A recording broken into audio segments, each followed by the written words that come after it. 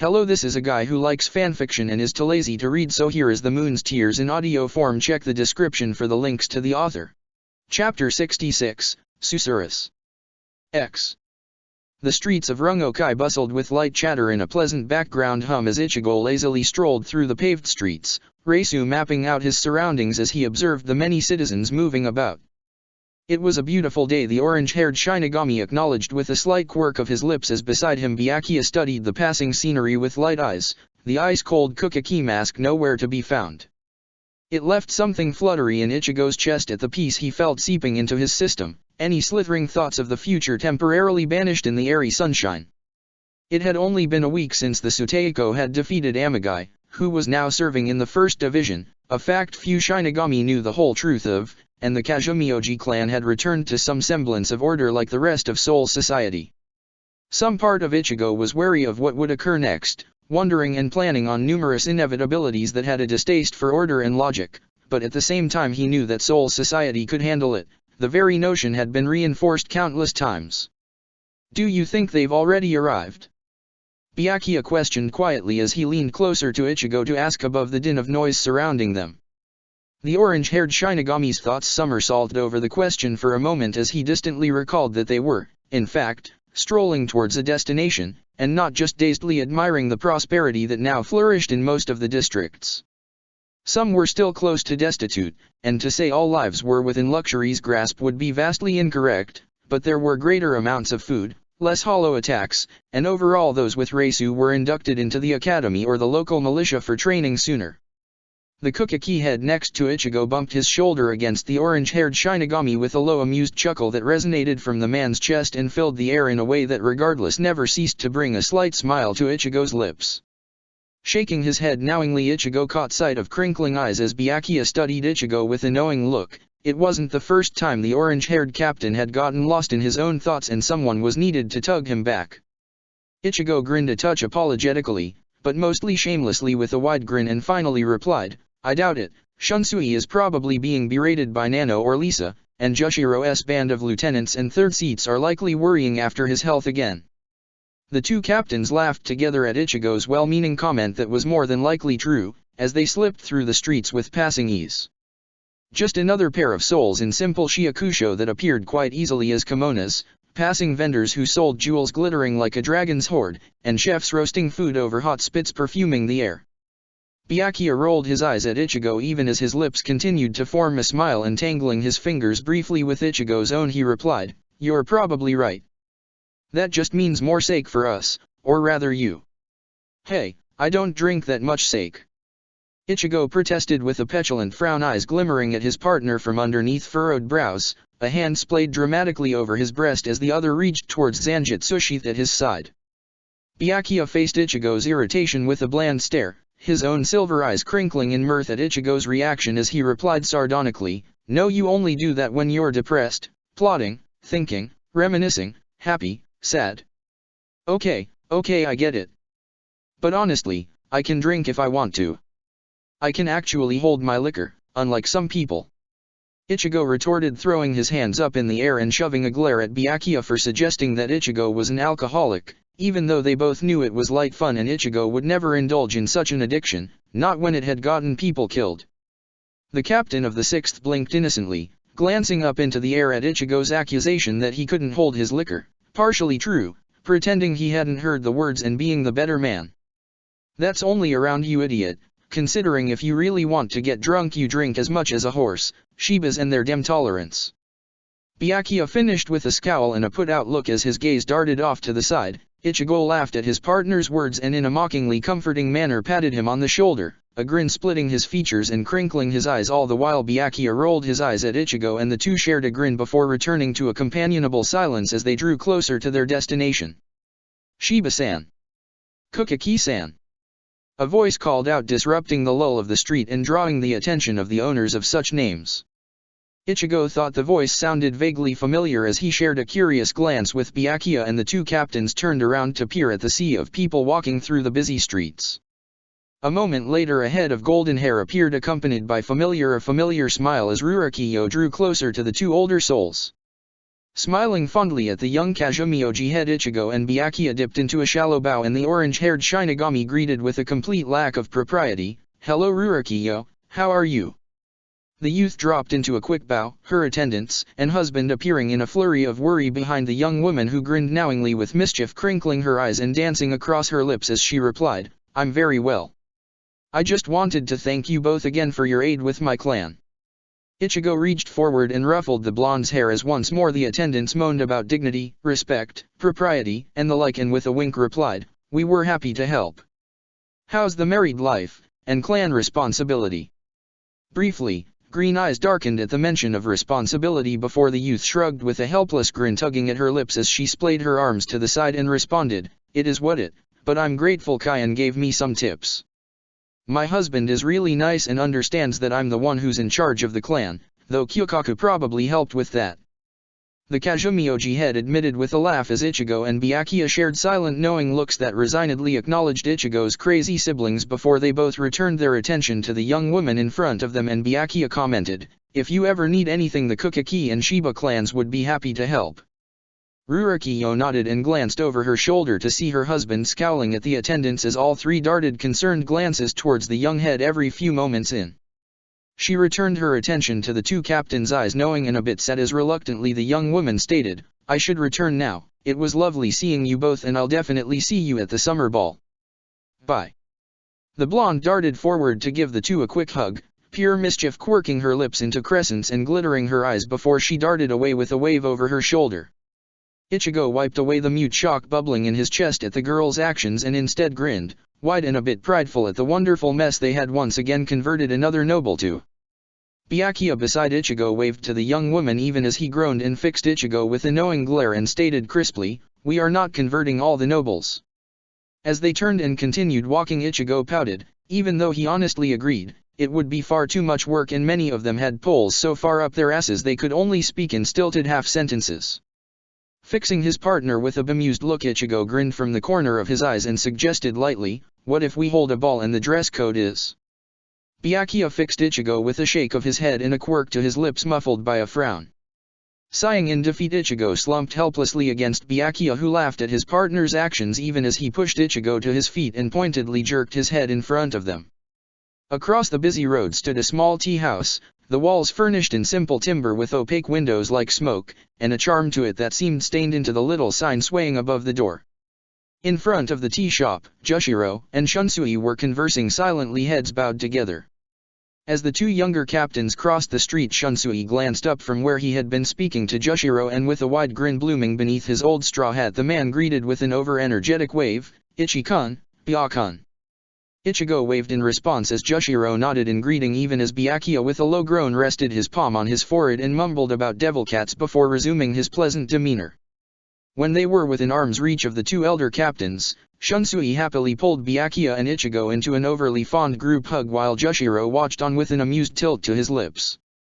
He looked healthier if Ichigo thought about it as he stared at the older man over Shunsui's shoulder. There was a deeper pallor to his skin, and the exhaustion that had seemed to cling to every inch of the kind man had faded somewhat. It nourished the seeds of hope growing about his chest.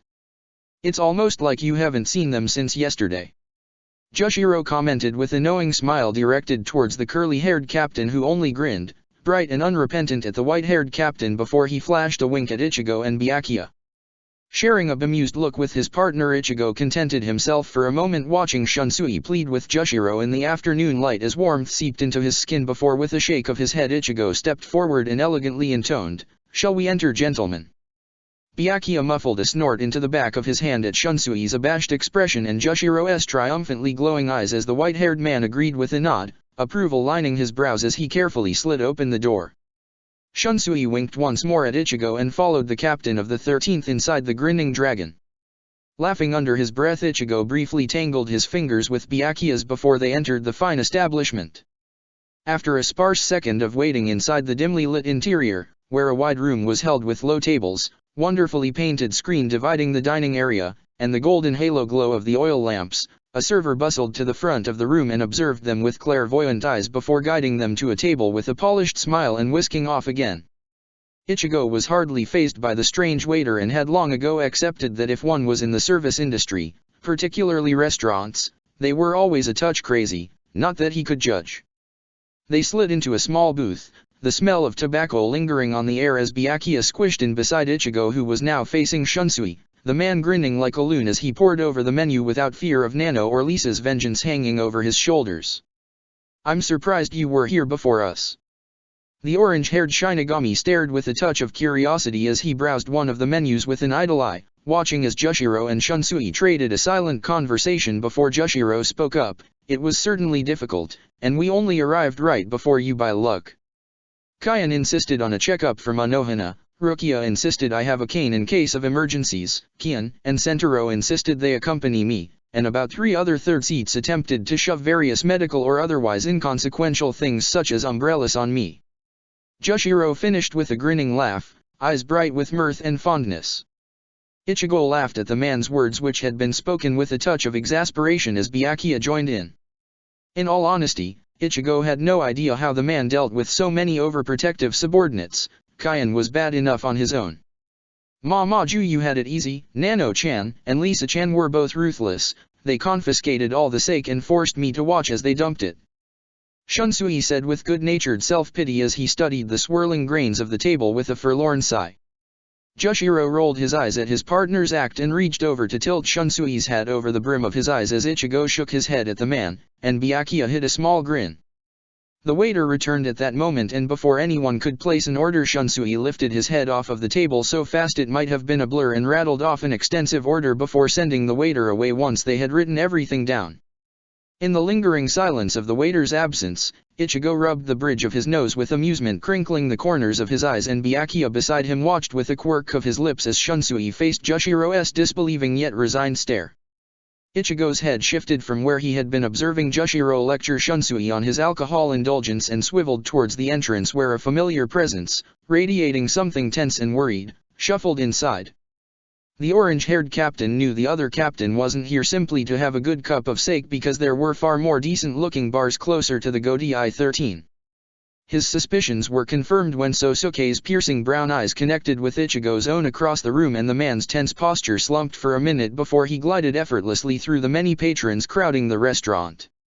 As if sensing the change in the atmosphere, the other captains had fallen quiet, and with little prompting, Byakuya moved over to leave room for Sosuke. The captain of the 12th Division nodded respectfully in greeting to the other captains before his attention zeroed in on Ichigo. One hand fiddling with a device in his pocket, in a carefully controlled mask of crisp confidence that hid the interest and panic mixing in his eyes, Sosuke stated, "The Shininja has appeared in the mortal world." "Fuck." Ichigo cursed as a gust of cool air made itself home in his chest, evaporating the previous warmth as Sosuke's words hung in the air. At Ichigo's curse, the other captains were instantly alert beneath a casual air of relaxation as Shunsui commented, "Ma language itchy." Byakuya regarded Ichigo and Sosuke with sharp eyes, hand straying unconsciously to Senbonzakura broadcasting his concern. Ichigo only leveled Shunsui with a roll of his eyes filled with something rebellious, while Jushiro attempted to break the silence and asked, "What's a Shininja?" Ichigo and Sosuke traded a tight glance that sparked like lightning in the space between the two before Ichigo beckoned the scientist to join them at the table. At that moment their waiter returned with a bottle of sake and a multitude of cups, placing both on the table before darting away. A silence lingered over the table as Sosuke slid into the booth and the sake was wordlessly poured. It was only after Ichigo had stared into his cup for a quiet moment where his thoughts raced everywhere, and he recalled his own timeline before he glanced into the worried eyes of his friends and began. Sometimes in the process of reincarnation, a few souls get lost. Some of the time they find their way back, and that leads to a time displacement, but most of the time they end up in the Valley of Screams, where their memories are separated from their souls. Those memories form a being called a Shininja who has the ability to control those souls, called blanks, which end up in the Valley of Screams. The Shininja has the ability to basically collapse the Danga and merge Soul Society and the mortal world, which would be catastrophic. A grim mood settled over the table as Ichigo finished and took a shot of liquid courage, as Sosuke beside the orange-haired Shinigami fiddled with one of his devices, likely contacting Kisuke. The three captains studied Ichigo for a moment, varying forms of seriousness carved into their features, before Byakuya commented with a bit of a sigh and a sad curve to his lips, "This happened then, didn't it?" Ichigo only nodded in response, fingers tightening around the mug in his hands as he recalled Senna, Ganryu, her sacrifice, and the unfilled promise. Shunsui and Jushiro shared a knowing look that was all concern and grief wrapped up in their set smiles, while Sosuke only sipped at the sake in front of him with something bitter staining his features. Byakuya frowned in concern, the motion furrowing his brows and pulling at his lips as he shifted closer to Ichigo, fingers reaching out to tangle with Ichigo's own underneath the table. "Why does this present a problem now, Ichigo?" Jushiro asked, wise eyes staring at both Sosuke and Ichigo with sharp thoughtfulness, as the white-haired captain idly shifted the cup in his hands. Ichigo drew a hand through his hair at the question, a frown furrowing its way onto his face as he replied, as has become a common theme, Soul Society made an enemy through their actions in the past. The Ryodoji clan were exiled from Soul Society roughly 1,000 years ago. They entered the Danga and continued to wander there until they stumbled upon the Valley of Screams and learned how to harness the power there. They call themselves the Dark Ones now, but that's their origin. To get revenge against Soul Society, like most everyone else recently, they plan to use the Shininja to merge the two worlds. Ichigo's voice felt a bit hoarse and he wasn't sure if it was exhaustion or speaking at length that had caused it. Regardless, the orange-haired Shinigami took another sip of the sake in front of him, focusing on the taste for a moment as the Shinigami around him reacted to his tale. Byakuya was studying the grains of the table with something pensive in his eyes, posture closed and hands idle. Across from his partner Shunsui and Jushiro were speaking to each other in low hushed tones, faces drawn and grave. Sosuke was once more sipping at his cup of sake with a white-knuckled grasp that betrayed his thoughts of the whole situation. As much as the scientist was happy now, happier than he ever was before he dropped his plans of megalomania, he still saw beneath the peaceful and benign facade Soul Society often presented. They both knew Soul Society had changed. It wasn't the same as it had been 1,000 years ago, but regardless, mistakes of the past had a way of cropping up and reminding everyone of their own ineffability.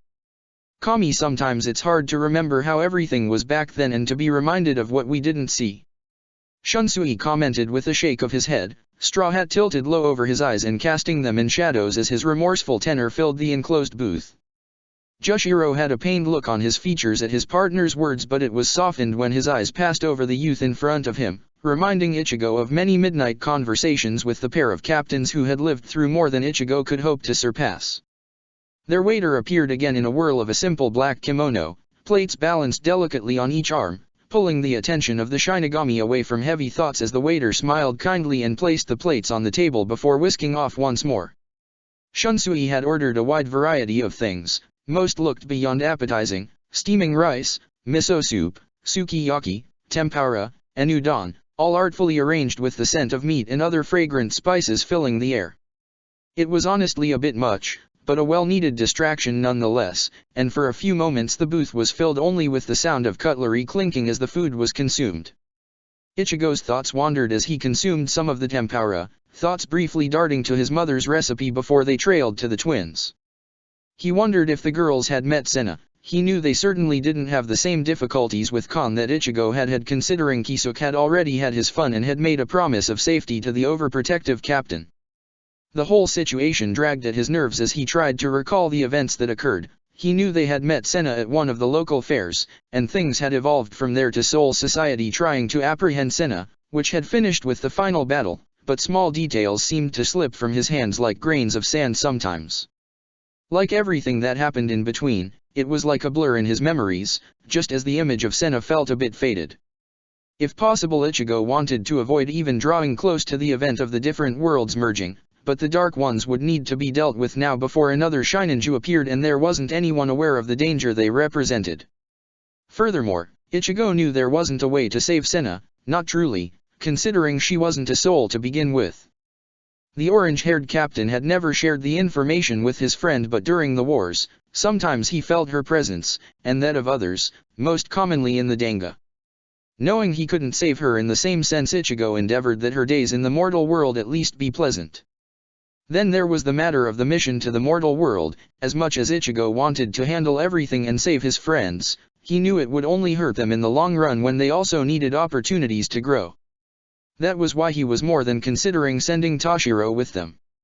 Another event was drawing closer, and afterwards, the youth would likely be ready to take the captaincy, the promotion helping the youth to grow more than staying a subordinate possibly could. Ichigo had taught the brat damn near everything he knew, and something warm and fond sparked faintly in his chest whenever he thought of the white-haired midget who had become like an apprentice to him, but they both knew they were beyond the point where Ichigo could aid Toshiro's growth. "So Ichigo, what's the plan?" Shunsui questioned in between a mouthful of rice, staring at the orange-haired captain from beneath the brim of his hat. Pulling his attention away from the food in front of him and the thoughts surrounding him, Ichigo repeated the question in his mind for a moment. Feeling the attention of the other Shinigami, Ichigo glanced at the plate in front of idly playing with his food. He replied, "We need to send a task force to the mortal world in the first place to protect the Shininja, who will fade on their own. We should also inform them of the truth as well. We need to draw the attention of the Dark Ones. We can't let them slip into obscurity and wait 1,000 years to attack again when no one will be aware. The best course of action then is to use the Shininja as a trap to lure them out, and then defeat them." Sosuke hummed at the plan as Shunsui and Jushiro carried out another silent conversation. They were masters of the art that Byakuya and Ichigo could only hope to emulate, and Byakuya studied Ichigo for a moment with squinting suspicious eyes and a frown tilting the corners of his lips. The Kukaki heir leaned closer to his partner and tangled his fingers with Ichigo's, understanding simmering reluctantly in his reisu as his posture went stiff, but he leaned into Ichigo all the same. They didn't want to separate once more, because Byakuya had long ago learned that without him their Ichigo was far more likely to get injured or just plain draw fate's eyes, but it would be better for Soul Society in the long run if the captain of the 6th was there to watch over everything. "Who are you proposing for the mission, Ichigo?" Jushiro questioned with a tilt of his head, eyes crinkling gently and highlighting the laugh lines around the elder Shinigami's eyes as he studied Ichigo. The orange-haired Shinigami pursed his lips for a minute before he replied, "Well, Sosuke would murder me if I didn't invite him to come," said Captain, scoffed and shot Ichigo a dirty look, who ignored it and continued, "Toshiro needs to come for training purposes and the like. Rukia will throw a fit if she misses on a trip to the mortal realm, if that's okay with you, Jushiro." Ichigo questioned with a tilt of his head. The white-haired Shinigami laughed, the sound like water in a riverbed, bright and airy, as the elder Shinigami replied, "I don't mind at all, Ichigo. It will save me from some of the incessant overprotective actions of my subordinates." Laughter rippled around the table at Jushiro's comment as empty dishes were pushed towards the center, and with a nod Ichigo continued, "I think it would be good for Shihei to visit the mortal world, and probably Renji as well." Ichigo's gaze darted to his partner, who consented with a nod, silver eyes sparking, and Ichigo continued, "A small team sounds about best, so that's probably good considering our resident substitute Shinigami as well." A general air of pensiveness surrounded the table, even as with a low laugh Shunsui commented, "And you're included in the mission, no doubt, Ichigo." The orange-haired captain rolled his eyes at his friend's antics and nodded, fingers unconsciously drifting to Zanjitsu's hilt for a moment. A second later Sosuke stated, "I'll go sort out our travel. You want to leave as soon as possible, correct, Ichigo?" Ichigo nodded and the scientist added, "Good, I'll send Jigo Kuko to the lieutenants you mentioned, Kensei-san as well." With those words, the scientist sidled gracefully out of the booth and pointedly adjusted the glasses perched on the bridge of his nose.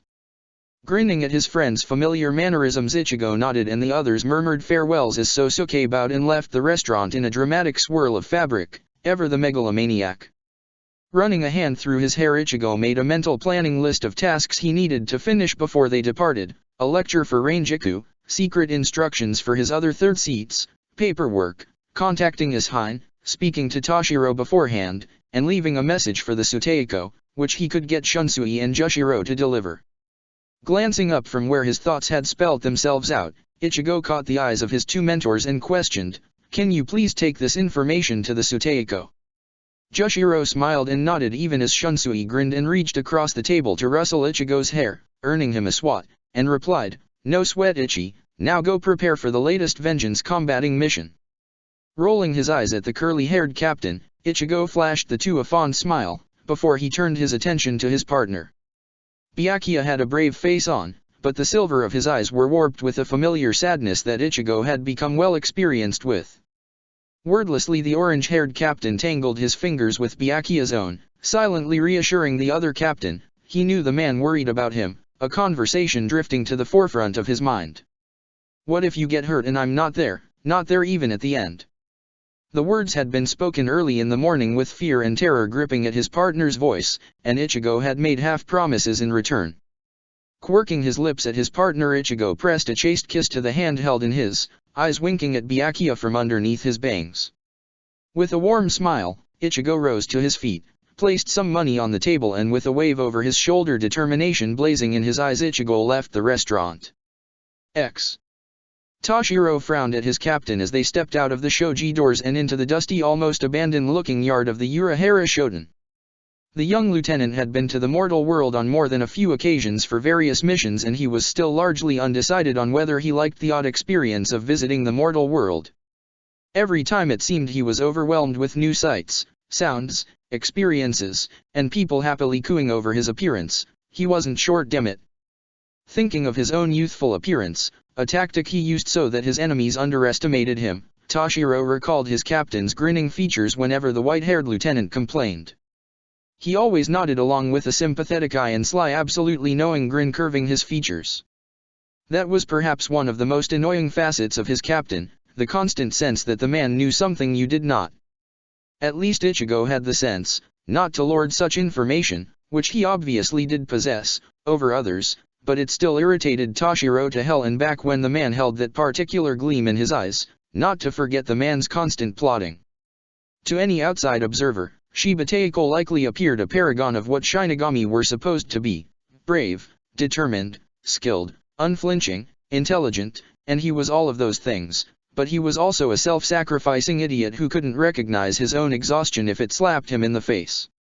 Not to mention the way he constantly threw himself into whatever situation cropped up, and there were plenty, with a vigor that would horrify a lesser man, of which there were many.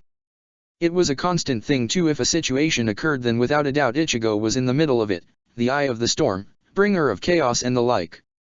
Toshiro got to deal with the fallout, which more often than not meant piles of paperwork towering towards the ceiling precariously balanced on what little desk space was available, but also meant lecturing his captain. The man didn't have to get himself involved in the situations. There was plenty of powerful Shinigami in the Godai 13, but the man had a hero complex the size and complexity of Soul Society. Hence the recent mission, directing his thoughts towards the man, who walked casually in front of the group with an air of ease that damn near blended with the area. Toshiro's glare increased in frosty intensity. The captain of the 10th, of course, acted unaware.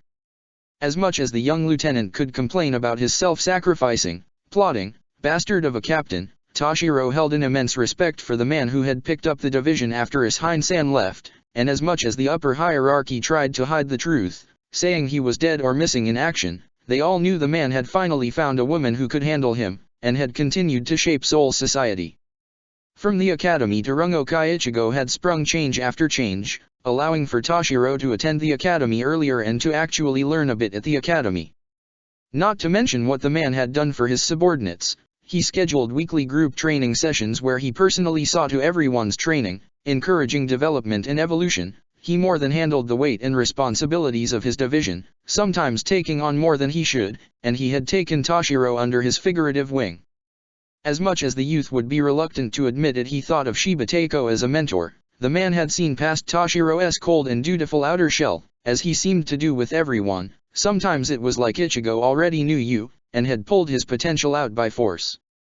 It had been tough. Ichigo was a stern teacher and he could be a bastard, but he had shown Toshiro things he likely never would have stumbled on by himself, not to mention the aid Kaian had provided. Shrugging away thoughts running in familiar circles as Hirin Maru's rumbling laughter echoed in his mind and vibrated in his chest, Toshiro observed as the other Shinigami stepped through the shoji doors, 2 captains and a bunch of lieutenants. It almost seemed a recipe for disaster. Aburai and Hisagi were squabbling with each other, up close in each other's personal space with challenging grins decorating their features along with irritation. Rukia was standing beside Toshiro, practically buzzing with excitement as her eyes darted around the yard of the Urahara Shoten with unhidden energy. Toshiro could hardly blame the lieutenant. He had heard extensively of the twins who served as substitute Shinigami from the other Ice-type lieutenant in many of the lieutenant training sessions, basically an excuse for certain captains to socialize. In front of the group was Aizen Teiko, the man regarding the Shoten with crinkling eyes and pursed lips, one hand settled comfortably on the hilt of his Zanpakuto. Ichigo was beside the scientist, regarding the Shoten with obvious warmth even as his hand tightened in a white-knuckled grip on the hilt of Zanjutsu. As if sensing the gaze of his lieutenant, the orange-haired captain peered over his shoulder at Toshiro and Rukia and winked once conspiratorially before returning his attention to the doors of the shoten, which slid open with a rattling crack that echoed like a particularly strong Kido spell in the near-abandoned yard now filled with Shinigami. Kisukura Hara, former captain of the 12th, who was also still unofficial co-captain of the 12th, stepped onto the veranda with a stripped bucket hat perched low over his eyes and a cane in his hands. He looked almost a comical figure, though Toshiro knew the cane itself alone held more than meets the eyes. Whenever Toshiro visited the mortal world, it always ended in some dealing with the eccentric scientist who many would say was too curious for his own good. Toshiro could hardly form an opinion other than agreement on said eccentricities based on what he had seen. Aizen Teiko stepped forward and the two clasped arms for a silent moment where Toshiro could almost feel the weight of unspoken words hanging in the air between the two geniuses. Then the former captain faced the group at large, but mostly Shiba Teiko, and stated, another party of people, Ichigo? You could warn a man. Well, come in, come in. The scientist beckoned with his cane, wide eyes, and a jovial smile spilling across his features and into his voice while eyes like flint studied the group. With a whirl of his haori, the man turned inside and Toshiro acknowledged that the rumor that one needed to have a flair for dramatics to enter the upper hierarchy was certainly true. A nudge in his side pulled Toshiro away from mournful laments about impending captaincy and greater antics. The white-haired Shinigami turned to meet Rukia's small grin, quirked with mischief and energy. Toshiro let his lips curve gently in response to the contagious energy of the young woman.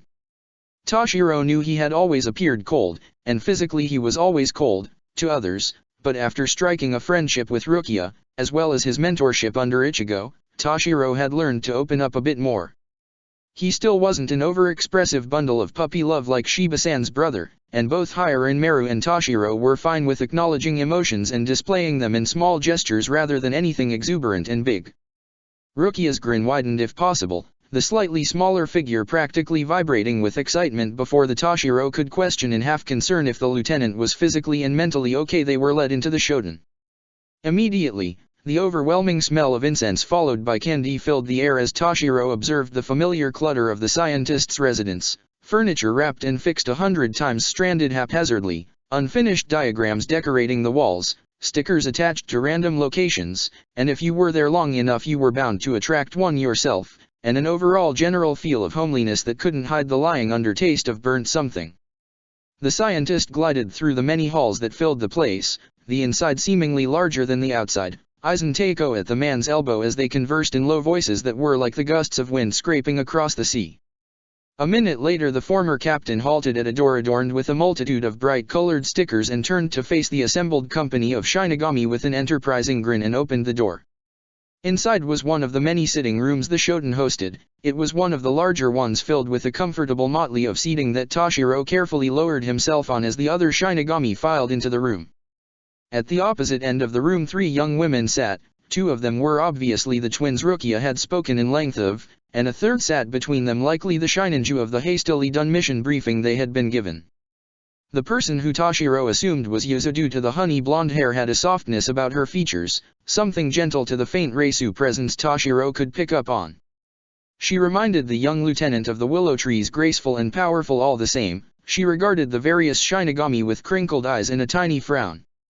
Her sister appeared like night to the sunlight of her sister with raven hair, a bright furious presence, and a generally grumpy disposition that reminded the lieutenant somewhat of his own captain's mannerisms, and if they shared certain obvious Shiba traits Toshiro would hold his silence. The third girl has spiky inky hair with a yellow ribbon wrapped through it in a school uniform on. She looked uncomfortable and her presence was strange, almost like the Danga, which was conclusive enough for Toshiro's suspicions.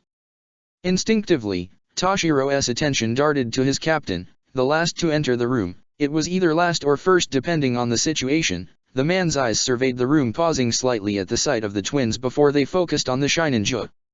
It was one of those people, Toshiro acknowledged with a frown as his captain's face shuddered for a moment, emotion leaking away like water from cupped hands before a faux calm settled there.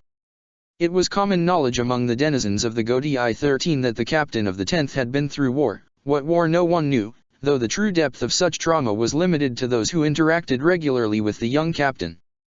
The first day in office under the man Toshiro had been pulled aside by Kyan, who had spoken hesitantly about his younger brother's PTSD and the signs and symptoms Toshiro needed to be aware of. It had been a slow process understanding his captain. Why Ichigo couldn't stand being in the cold for too long, how if Ichigo was sleeping you couldn't touch him without flaring your Reisu, physical contact was limited, and certain words and phrases sent him into flashbacks occasionally.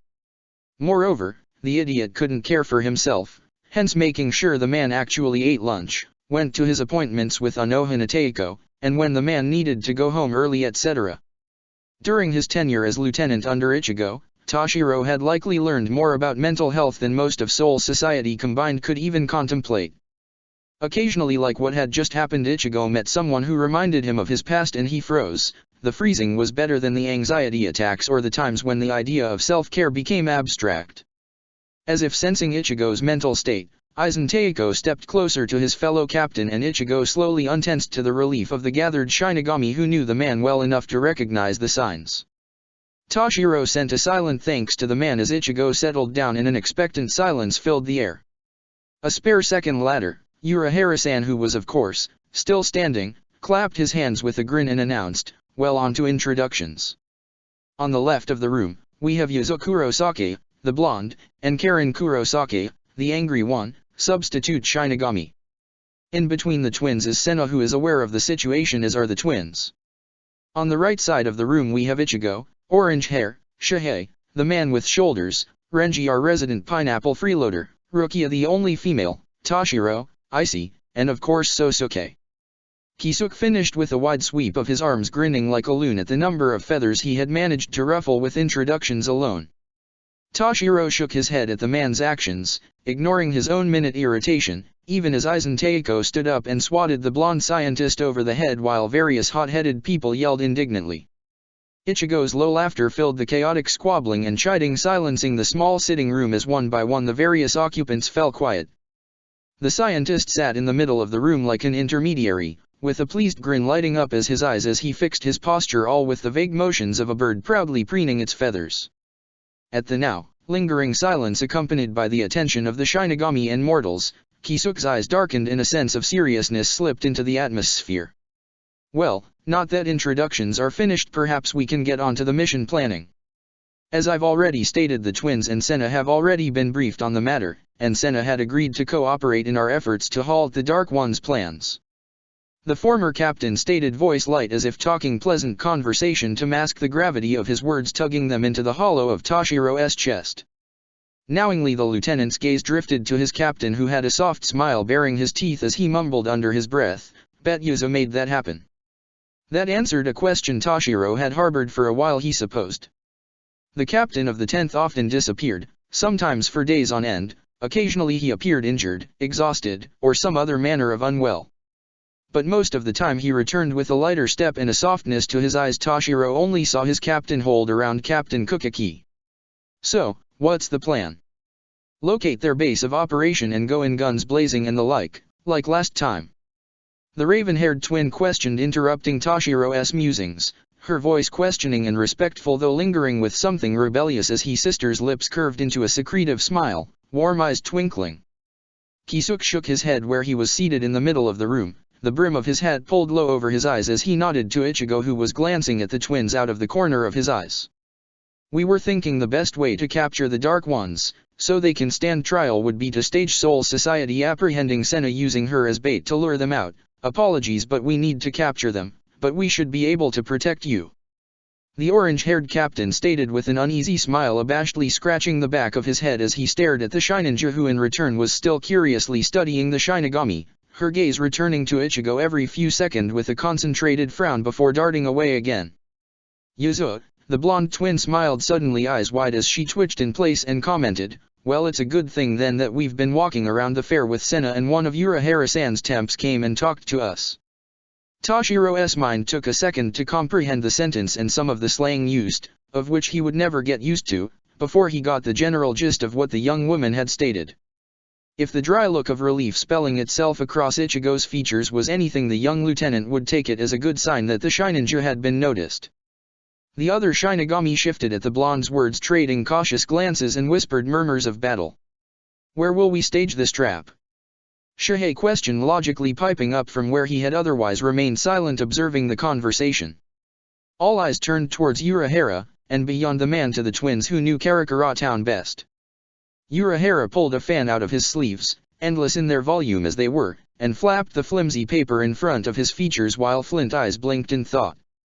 Yuzu and Karen shared a silent conversation that felt almost audible and at the same time felt like telepathy between the two before they turned to face the gathered Shinigami. There are some old warehouses near where the fair is, and it's in our territory, so we can empty it with ease to avoid casualties. Karen commented nonchalantly after another moment of silence in a last silent word with her sister. At the twins' words, Kisuke snapped his fan shut and grinned brightly at the presented solution, even as Toshiro ran the words through his mind again, and the others stared at the twins suspiciously. In your territory? What are you, mini Yakuza bosses?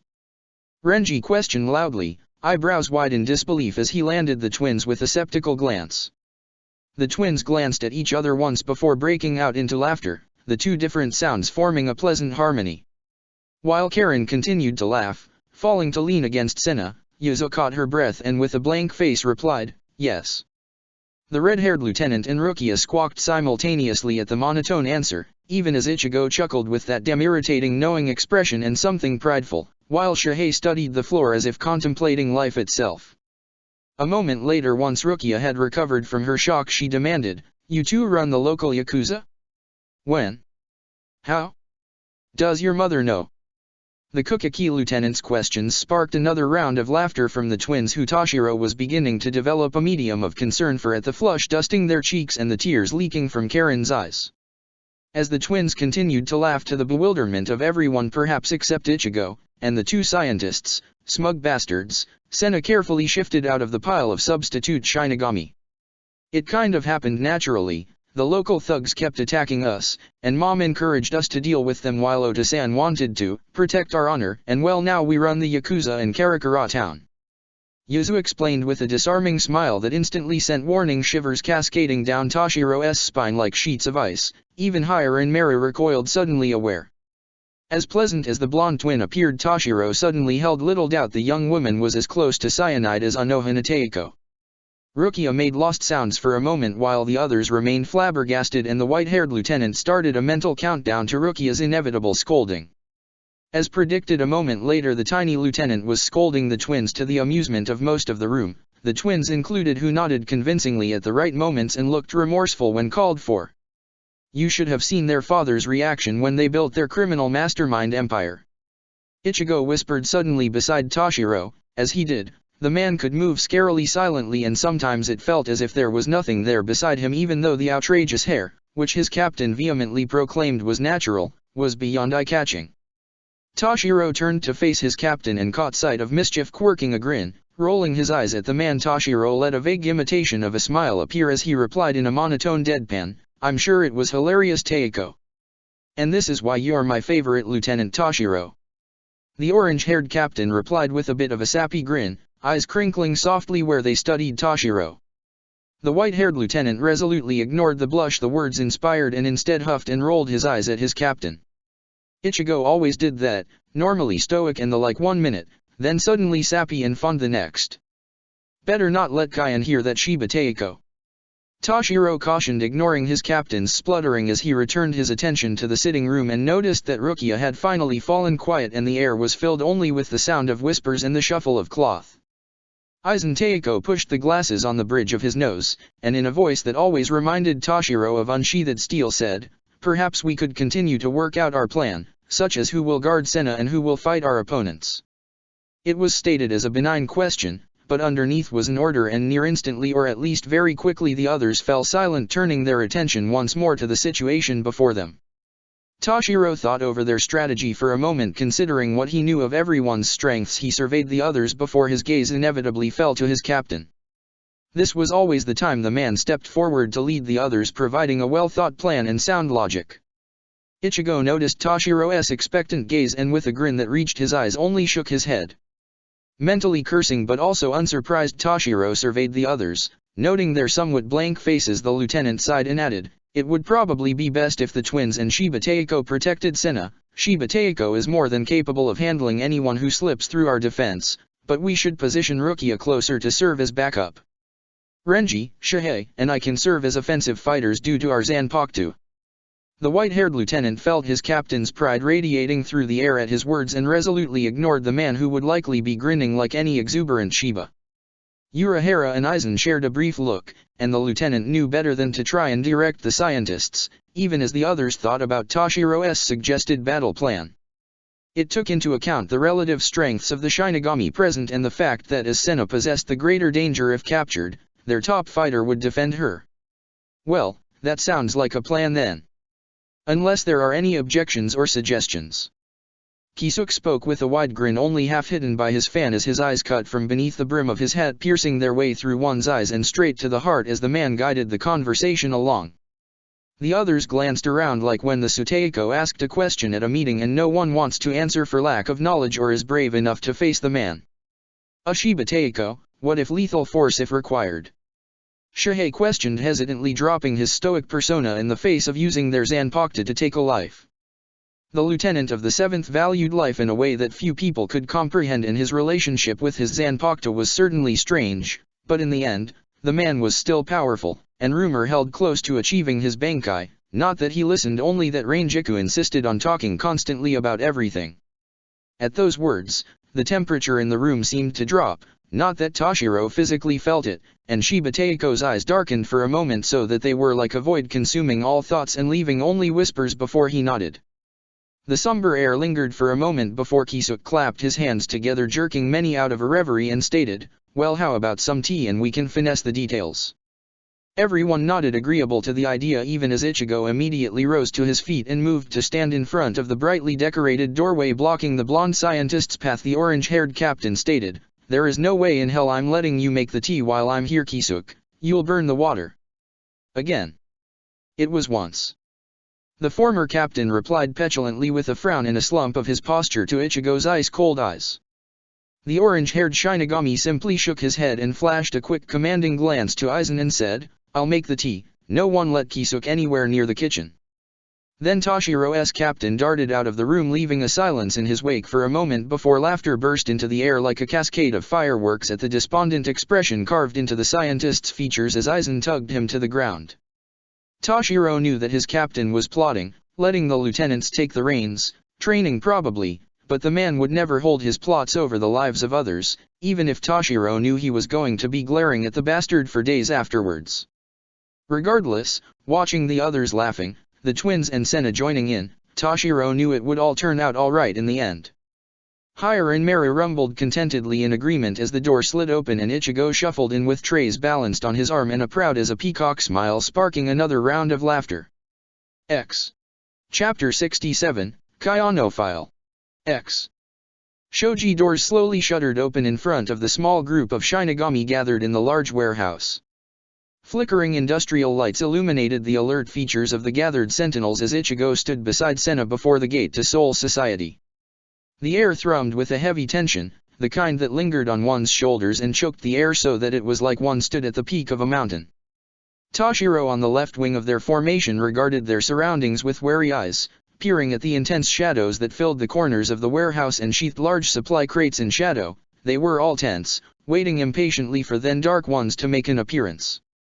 The warehouse itself was located at the outskirts of Karakura, one the twins had happily proclaimed they were free to destroy, but the gathered rasu of so many Shinigami, however sealed, did little to dissuade the notion that they were a bright red target.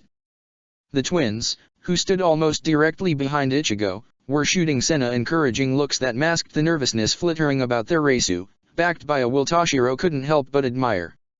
They were young, and though they had obviously received prior training, they were still only teenagers, and for that Toshiro respected them. Shihei behind Toshiro shifted on his feet as the shoji doors began a slow dramatic crawl open. Their goal wasn't to bring the Shininja to Soul Society, as the Dark Ones would likely not attempt to follow, rather wait for another opportunity, of which they couldn't afford. A moment later, as the gates finished opening, white light scattering onto the dusty floor of the warehouse like new snowfall, suddenly, the doors behind them, the ones to the warehouse's entrance, slammed open with a bang that was heart-stopping and just as striking but not wholly unexpected. Instantly, The Shinigami fluttered into a formation in a blur of Shunpo that was near an optical illusion as Ichigo and Senna were folded into the center of their loose circle. Facing the doors, Toshiro could see nothing but the empty streets of an early morning, sunlight just beginning to bring life to the world around them. But the Reisu presence of the banished clan was acrid in the air as Toshiro's hand drifted to Hirin Meru, the dragon spirit's cool riot soothing rustled nerves and flaring Reisu in a way that clearly stated the spirit's desire to protect Soul Society and subsequently the mortal world. They flickered into being one by one in an impressive display of coordinated Shunpo, a large man wearing a veil with clubs the size of Toshiro in his hands, a woman with purple hair that vaguely reminded the lieutenant of a certain third seat, a man with what looked to be rocket launchers on his back, a large man with coloring similar to one of the Espada, and many of the new recruits now that Soul Society was actually adapting, a small man with black hair and a snake-like appearance, reminiscent of Jin, and finally their leader Ganryu appeared closest to the exit.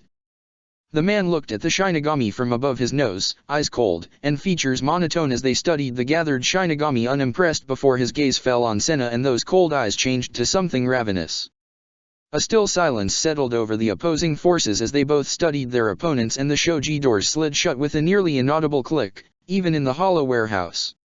As the silence and tense atmosphere continued to build, the young lieutenant could feel his captain staring at Ganryu with all the unmovable force of an object in motion, his eyes blazing as fierce as the Suteiko's Shikai where they challenged their leader.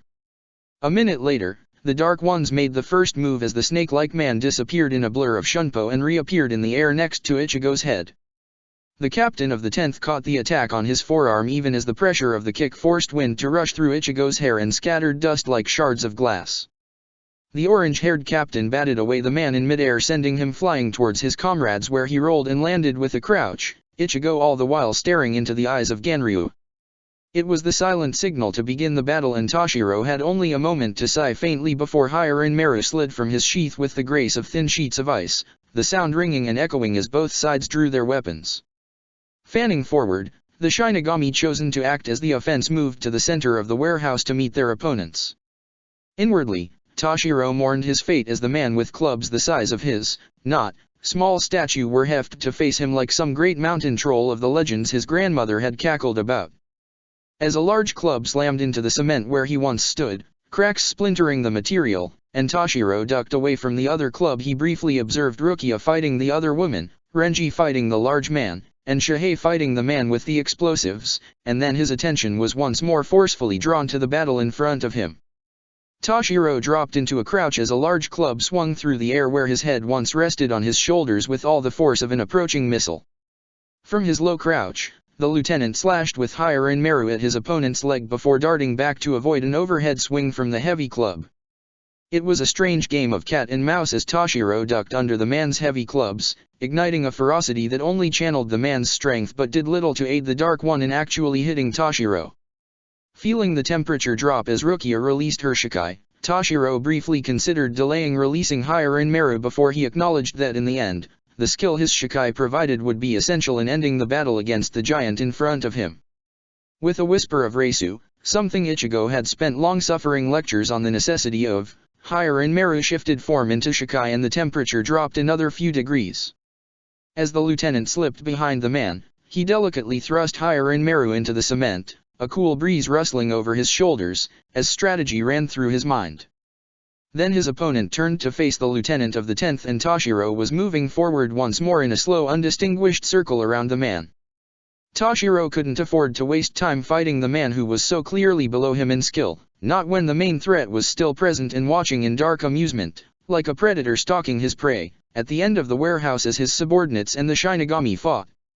Part of the lieutenant wondered why Ganryu had not attacked Ichigo, who had been clearly antagonizing the man, the reckless self-sacrificing bastard. Toshiro acknowledged it was likely something to do with the man's less than sane state of mind, that or a desire to wait till they had expanded their energy and then dart in to take the Shininja. A plan that would ultimately be unsuccessful, even if Ichigo was currently dealing with the snake-like man. The twins were still standing on either side of Senna, unsheathed katana glinting in clear warning. But Toshiro wouldn't force the girls to fight Ganryu, they weren't ready and none of the Shinigami present wanted to welcome the twins into Soul Society in that way. The sooner they defeated the Dark Ones, with preferably as few injured as possible, the better. Tashiro's opponent bellowed like a charging bull, furious and wailing, drawing the young lieutenant's attention once more to the battle in front of him. Sharp eyes quickly surveyed his surroundings as the Dark One lumbered forward, and with a grin that channeled his captain at his most vindictive, Tashiro called out, "Rokui Hyoketsujin." His opponent hesitated slightly at Tashiro's words, but it was already far too late, as with a burst of Reisu a pillar of ice encased the Dark One, filling the room with cool icy currents as Tashiro studied his opponent for a quiet minute. Ichigo had drilled it into Tashiro's head multiple times that one never turned their back on an opponent when down, because far more likely than not they would rise again. But Tashiro's opponent seemed well and truly frozen beyond a point of reasonable return, so Tashiro returned his attention to the battles surrounding him. Rukia was still embroiled in the battle against the purple-haired female, ice decorating the warehouse around her and glowing ethereally in the flickering lights overhead. Renji was grinning like a madman while he fought, as expected of a former member of the 11th.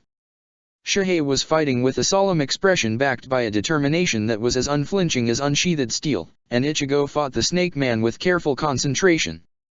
It seemed that Ganryu had also noticed the occupation of the other Shinigami and was moving in the shadows, an impressive feat considering his snow-white hair, towards the twins and consequently Senna.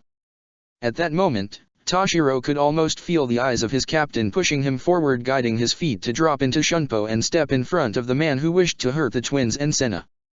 The part of Tashiro that housed a spirit hundreds of centuries old and was far wiser than any human soul scoffed at Ichigo's simple maneuvering in an attempt to provide more real-world experience for his lieutenant.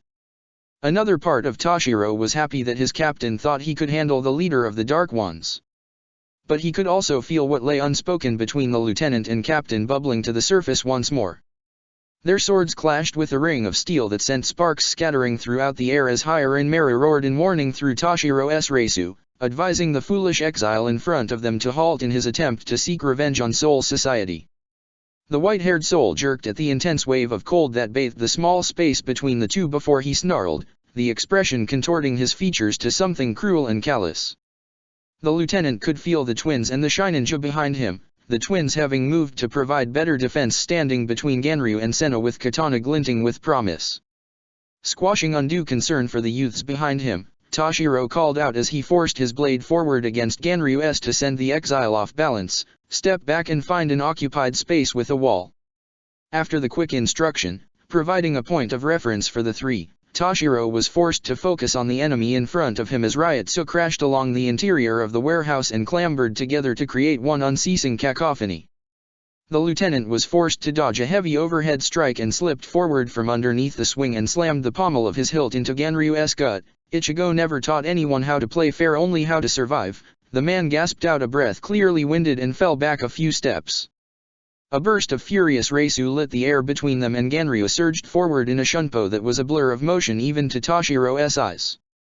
The young lieutenant let his instincts guide him as he ducked under an overhead swing and was forced to jam Hiranmaru up to counter against the blade thrust towards his torso. The two blades skittered against one another with an ungainly screech before Tashiro sprung back and was forced to defend against an onslaught of rapid attacks.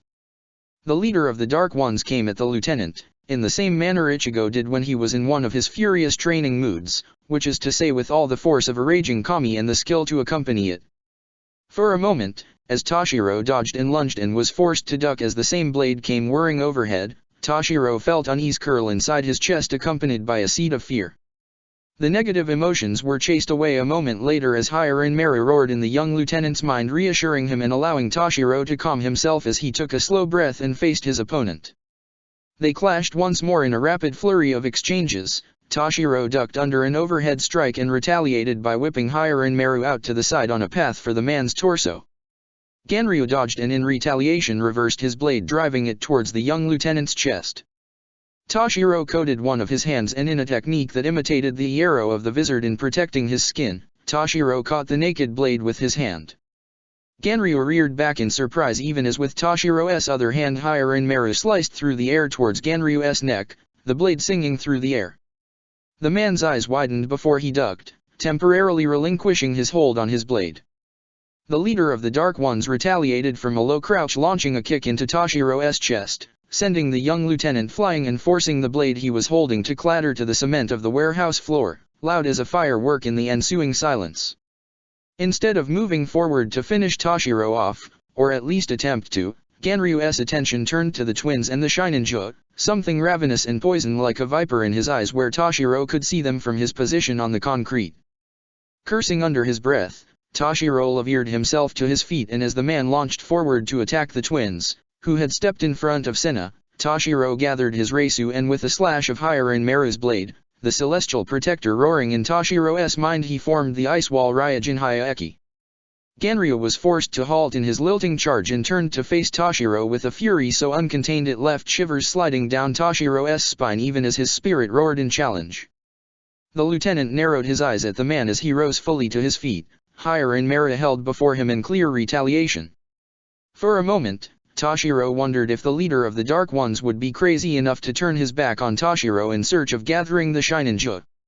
Instead, the man shot forward a blazing blur of ebony that Toshiro could only barely track as Hyurin Maru rose to catch the heavy force of the blade on his. The small lieutenant struggled against the larger man's blade for a moment before he sprung back and channeling his Reisu to Hyurin Maru's roar, Toshiro formed the great dragon from his blade and sent it spiraling towards Ganryu, who stared in wide-eyed shock for a moment before narrow features once more contorted in anger. The leader of the Dark Ones raised his sword and in one choppy motion bisected the large dragon of ice. Toshiro, however, followed the attack and appeared above Ganryu, Zanpakuto glinting in the light as he brought the blade down. The leader of the Dark Ones jerked in surprise even as his blade rose to catch Hyurin Maru, gravity for once aiding Toshiro as he bore down on the man, the invisible weight of Hyurin Maru's ice wings a comforting presence as Toshiro stared into the eyes of his opponent. Ganryu rolled, forcing Toshiro to flip to the ground only to immediately dart up as the man's blade came singing towards Toshiro's neck. The young lieutenant dodged under the blade and let Hyurin Maru whip out in retaliation. As he clashed with Ganryu's blade, Toshiro disengaged and launched into a quick shunpo that Shiho and Taiko would appreciate and appeared behind his opponent. Once more, with a wave of Reisu, Toshiro pulled Hyurin Maru's form into the world and sent the ice dragon barreling towards the leader of the Dark Ones. Ganryu turned and caught the dragon's maw on the edge of his blade, the force of Hyurin Maru pushing him into the concrete and back as he struggled against the might of the celestial warrior. Channeling his Reisu once more, Toshiro created another Hyurin Maru, his Zanpakuto flashing through the air as the warehouse's temperature continued to drop and another dragon joined its twin in attacking Ganryu. The man struggled against the dragons for a moment before, with a flare of his Ryutsu, an acrid yellow color, and a flash of his sword, the dragons were reduced to large chunks of ice. Toshiro hit his shock focus, pulling at his veins and thoughts as he instead flew forward, ignoring the exhaustion he could feel beginning to pull at his senses. Fighting with almost half of his Reisu sealed was draining and dangerous when facing an enemy of Ganryu's caliber. If the fight extended for much longer, Toshiro would be forced to release his Bankai. Their blades clashed and moved in a flurry of motion, arching high and spinning away from one moment to the next as Toshiro dodged a lunge and retaliated with a strike of his own. The young lieutenant's opponent's features were slowly being stained with a thick madness that did little to detract from his skill with a blade and his overwhelming presence as Toshiro continued to clash with the leader of the Dark Ones. Using Shunpo, Toshiro carefully distracted his opponent, knowing that using this technique was a risk considering it had already been seen, as he darted forward to attack Ganryu before springing away once more. Finally, warily regarding his opponent, Toshiro gathered his Reisu and with a slash of Hyurin Maru, a pillar of ice encased the leader of the Dark Ones, features frozen where they glared at Toshiro. Unlike with his first opponent, Toshiro knew the chances of Rokui Hyoketsujin working were slim considering the man's impressive Reisu, so, the young lieutenant cautiously watched the ice and the figure inside, instincts on high alert. A moment later the ice cracked and splintered with a sound that was akin to a wall crumbling, before being followed by the shards of ice clattering to the floor in a dissonant screech. Toshiro darted forward unhesitant and pressed the edge of Hyurin Maru to the man's neck, cold blue eyes cautioning the man at the mercy of unsheathed steel to remain still. Around the others had ceased fighting, the Shinigami standing beside their downed opponents, a bit worse for wear but far better than the Dark Ones sprawled on unforgiving cement. Ganryu's eyes wildly whipped around, seeing his plans fall apart around him. Those same eyes continuously darted to the Shinansha before observing his allies with a realization that slithered throughout the man's Reisu. Instincts screaming in warning, Toshiro only had a moment to step forward to block the man before he appeared behind the Shinansha holding the blade to her neck. The twins turned to face the man Zanpakuto raised as the tension in the room skyrocketed. For a moment, silence lingered as a standoff was reached between the two forces, either waiting for the other to make the first move. The Shininju in that moment looked at both of the twins with a smile and something to her eyes that Toshiro couldn't hope to understand before she unsheathed her Zanpakuto and in one quick motion stabbed the blade through herself and into the man behind her. Ganryu stumbled away from the Shininju, even as Senna fell to the ground, unhinged laughter rattling and echoing through the warehouse as the leader of the Dark Ones chalked out with blood on his lips, "One day, something more powerful will come, and Soul Society will burn to the ground." The words were ominous, tinged with madness and echoing throughout the minds of all present. Toshiro stepped forward, intent to attempt to heal the man, as behind him Yuzu attempted to heal the Shininju, so he could receive a trial. A warm hand on the young lieutenant's shoulder halted the motion and he glanced up at his captain, orange hair as eye-catching as always. Ichigo was staring into Ganryu's eyes and there was something beyond cold to the captain of the 10th size as he stated, "Soul Society will not fall." The words resounded with promise and truth, the type that made it feel as if the earth was shaking and the air tighter with the weight of them.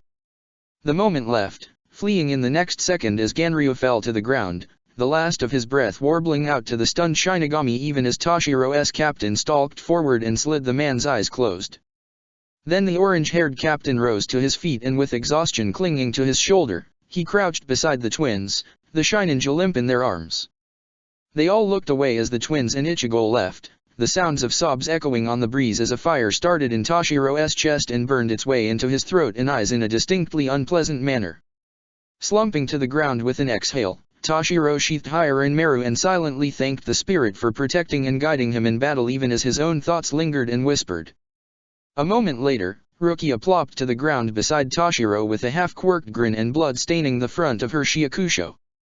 They sat in the silence, almost waiting for an end that had already happened. Ichigo returned half an hour later when they had finally all started to move around, the shock of the battle fading in the necessity of healing. Toshiro was hunched over Shihei, Kido glowing about his fingers as he grinned to himself. They had flipped a coin and Rukia got to deal with Renji, who like any 11th Division member was a horrible patient. They had already healed their own wounds, the few Toshiro hadn't even realized he had in Rukia's own as well.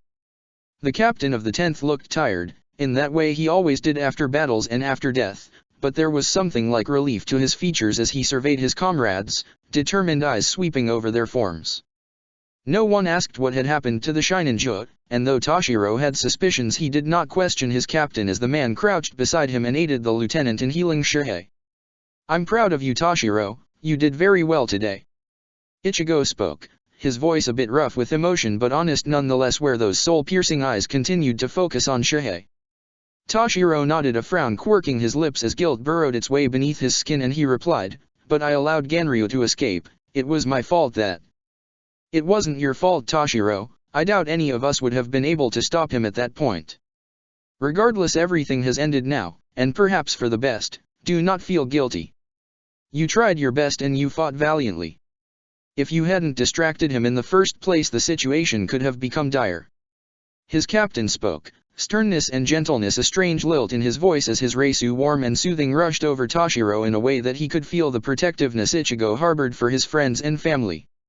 Reluctantly, Toshiro nodded, the words bouncing around his head with truth. He would recover and maybe he would always carry a bit of guilt, but what Ichigo had said was right. What had happened was finished, it was time to focus on the present. The night hung dark over Karakura town like someone had draped a thick curtain over everything with scarce a star to pierce the veil. Ichigo resisted the urge to shift on his feet where he hovered under the cover of darkness, a cloak hiding his shock of outrageous hair on Ranjiku's insistence, as he surveyed his surroundings. His subordinates were scattered strategically throughout the area, as Ranjiku carefully flitted about monitoring the others with a mothering few knew the woman possessed, offering them hot drinks and keeping them awake with a saucy tale. Toshiro, a short distance on the other side of the royal procession, was as quiet and solemn a sentinel as Ichigo, understanding the gravity of the procession they were guarding. The captain of the 10th Reisu reached out searching for enemies he could only faintly feel but knew were there nonetheless as his own gaze strayed to the elaborate chest holding the oin. The very air was tight with expectation, drawing an ever-choking noose around Ichigo's throat as his hand drifted to Zanjitsu's hilt. If he strained his hearing, he could hear the Shinigami wondering at the power of the Oin carried by the royal procession and the heavy security detailed for it. Ichigo already knew the power the Oin held, had seen it in action, or at least a fraction of what it could be when wielded by a Shinigami who only possessed Shikai. The form it had taken had been frightening and strange, but no less powerful, as Kusaka had defeated Shinigami after Shinigami in a form like something out of a legend. For all the power of a kami, the Oin presented it was nothing compared to the vastness, the way the universe slipped through the being's fingers, the kami of their world held. Thinking about his meeting with the linchpin who held the universe together sent shivers cascading down Ichigo's spine and left a strange earthy taste in his mouth. Unconsciously his fingers reached into the sleeve of his Shiakusho and slid a finger over the thin cold needle the being had given him, its purpose still unknown. He wondered why the Oin even existed, so many things still unexplained. The wars had brought revelations, but they had also brought questions. The whole existence of the Soul King's realm had been one shock after another, from his own heritage to the existence of the Soul King, not to mention his relation to Waiwak. It made Ichigo wonder what even the Shinigami couldn't see. The captain of the 10th questioned briefly, barely entertaining the thought, what would happen if he took the power of the Oin? The thought of it terrified Ichigo because he knew, had seen it, absolute power corrupts absolutely. Ichigo shut the idea down before he could more than glance ideally at it as a dark chill seeped into his veins. Zanjutsu hummed in Ichigo's mind as his instincts continued to rustle in tandem with the leaves around them and the royal procession continued its slow trundle through the skies. Ichigo frankly thought it was stupid that they were doing it in the mortal world where they were far more vulnerable to attack considering the necessity of seals, but he hadn't protested when the Suteiko had personally handed the mission to Ichigo. Not to mention, the training session occurring in Hueco Mundo, which involved sending a whole brigade of captains, lieutenants, and other Shinigami to the sand-filled world for some friendly training, all under Shinji's watchful eyes. The old man had suspected, as he did whenever an incident corresponding to a scripted future arrived, perhaps in Ichigo's expression or the small preparations he had begun to make. But had only nodded once, ancient embers stirring with a wisdom and trust Ichigo felt burning in his chest. It left a small fond smile slipping onto his features when he considered and felt how much trust the old man placed with Ichigo. Sometimes he felt the weight of it, the expectations surrounding him built from the ground up once more, but it was different from when he had been young and naive, or at least Ichigo hoped so. Regardless, the captain of the 10th accepted the mission with a promise saturating his veins and filling the marrow of his bones, along with a determination to keep damage control to a minimum. They did not need to experience the giant ice dragon creature once more. No, this mission was solely for Toshiro, who had been ready to become a captain for a century at least. Part of Ichigo had been greedy in wanting to prepare the lieutenant as much as possible and giving the youth a chance to grow before shouldering such a responsibility. However, the idea of relinquishing the position he had held for so long felt like a strange concept. At the same time, Ichigo was more than content to slip into the shadows and allow the youth to flourish, if it meant less paperwork. That was a bonus. Glancing from where his eyes had centered on the dark forest around them, one that housed 1,000 eyes, Ichigo glanced to where Toshiro was standing stiff and alert. Studying Toshiro, Ichigo sighed as his thoughts swirled and Zanjutsu buzzed warm in his chest. A second later, he flared Reisu, and once the captain caught the eyes of his lieutenant he beckoned the youth, who was also wearing a hood, over. Teiko. The young man questioned with a tilt of his head and a frown beginning to furrow his brow, as if he almost expected Ichigo to be unreasonable like his Hein. Tamping down on the sprouts of well-meaning hurt and the desire to tease the youth, Ichigo rubbed a hand over his forehead for a moment before his gaze was drawn to his lieutenant. Toshiro stared back unflinching, icy blue eyes almost glowing in the darkness surrounding them, waiting patiently for Ichigo's words in the same way the youth had supported him during his tenure as captain of the 10th. For a moment Ichigo struggled, lost for words. He wanted to reassure his lieutenant, wanted to comfort the youth and tell him what Central 46 did was wrong, horrible, cruel, terrifying, wrong, and there was a reason they weren't assembled anymore, and would never be so again after Ichigo couldn't stop them in time. But that would only receive skepticism along with confusion and perhaps a swat. Rukia had taught the other lieutenant too well. Stay safe, Ichigo said with a curve to his lips even as his eyes were somber and piercing, staring through his lieutenant to the radiance beyond. Toshiro was silent for a moment, posture stiff, and eyes unsure as he studied Ichigo as if he could extract what his captain was trying to say through sight alone before he nodded. The captain of the 10th ruffled the lieutenant's hair underneath the hood and Toshiro in response swatted an Ichigo with a growl and flickered back to his position like a moth under the cover of darkness. A half hour later, Ichigo tensed imperceptibly, fist white-knuckled on Zanjitsu's hilt as Ryotsu burst into the night, tinted acrid with hollow presence. A ball of electricity white and glowing in a way that cast long shadows shot towards the royal procession like a bullet. Defense Formation 6. Ichigo called out as he stepped in front of the Eren car, Zanjitsu clashing with the lightning in a flare of sparks and brightness that illuminated their surroundings and the second Eren car bursting bright with fire. At Ichigo's command, the various members of the 10th Division pulled close to the royal procession, Zanpakuto unsheathed as the ones talented in Kido began to cast a Kido barrier to protect the Oin. Meanwhile, the more combat-suited division members fanned out in a small circle around the Kido casters, the Ryotsu of multiple Shinigami releasing their Shikai covering the night in a heavy blanket. The ball of lightning hissed and spat at Ichigo, but against the arrow bleaching his white hands, the electrical conductivity was useless. The Eren car disengaged and as she stood a short distance away Ichigo channeled his Ryotsu and released a Getsuga Tensho, the ebony Ryotsu cutting through the fabric of night to clash against the lightning in a geyser of ebony and ivory. Peripherally, Ichigo could feel Rangiku and the other third seat fighting the fire Eren car. Their names were Yin and Yang, but which was which Ichigo had no clue, as always horrible with faces and often names, and Toshiro was standing with his subordinates even as the masked Kyuzaka appeared. The two opponents stared for a moment, seconds frozen in ice before the glint of a katana being drawn flashed in shaky shadows and Toshiro was clashing with his old friend. As Zanjitsu collided with the ball of lightning, once more redirecting its path away from the Oin, Ichigo wished he could stop Toshiro from fighting his old friend, wished that the whole situation could disappear into the ether. But, the captain of the 10th knew it needed to be resolved and so focused on the fight in front of him even as he sensed Toshiro clashing with Kyuzaka. They continued to fight off the three attackers, forcing them away from the barrier and protecting their subordinates. As the Kido held and the dawn began to grace the skies in hues of blue, they were close almost at the shrine where the Oin would be transferred once more. As Ichigo sent the lightning Eren car flying he watched with narrowed eyes as the fire Eren car darted away from Rangiku and Yoshimi, the other third seat, to stand beside her twin. Toshiro was still battling Kyuzaka, but they had lagged behind Reisu bursting into the air accompanied by ripples of shock and grief. Feeling a surge of Ryotsu, Ichigo darted in front of the Oin, Zanjitsu snapping up against Ichigo's chest to fend off the combined attack. Lightning and fire roared and smashed against Zanjitsu with all the ferocity of a wild animal as Ichigo's skin seemed to glow in the rising sun and his own Reisu raged against the force of the attack. Ichigo ignored the small cut that pierced his arrow as he whipped around to block the fire Eren car's torrent of fire, and Rangiku and Yoshimi distracted the lightning Eren car. The captain of the 10th felt the moment Toshiro fell, Reisu void of grief, anger, sadness, pain, all swirling together before dimming to nothing.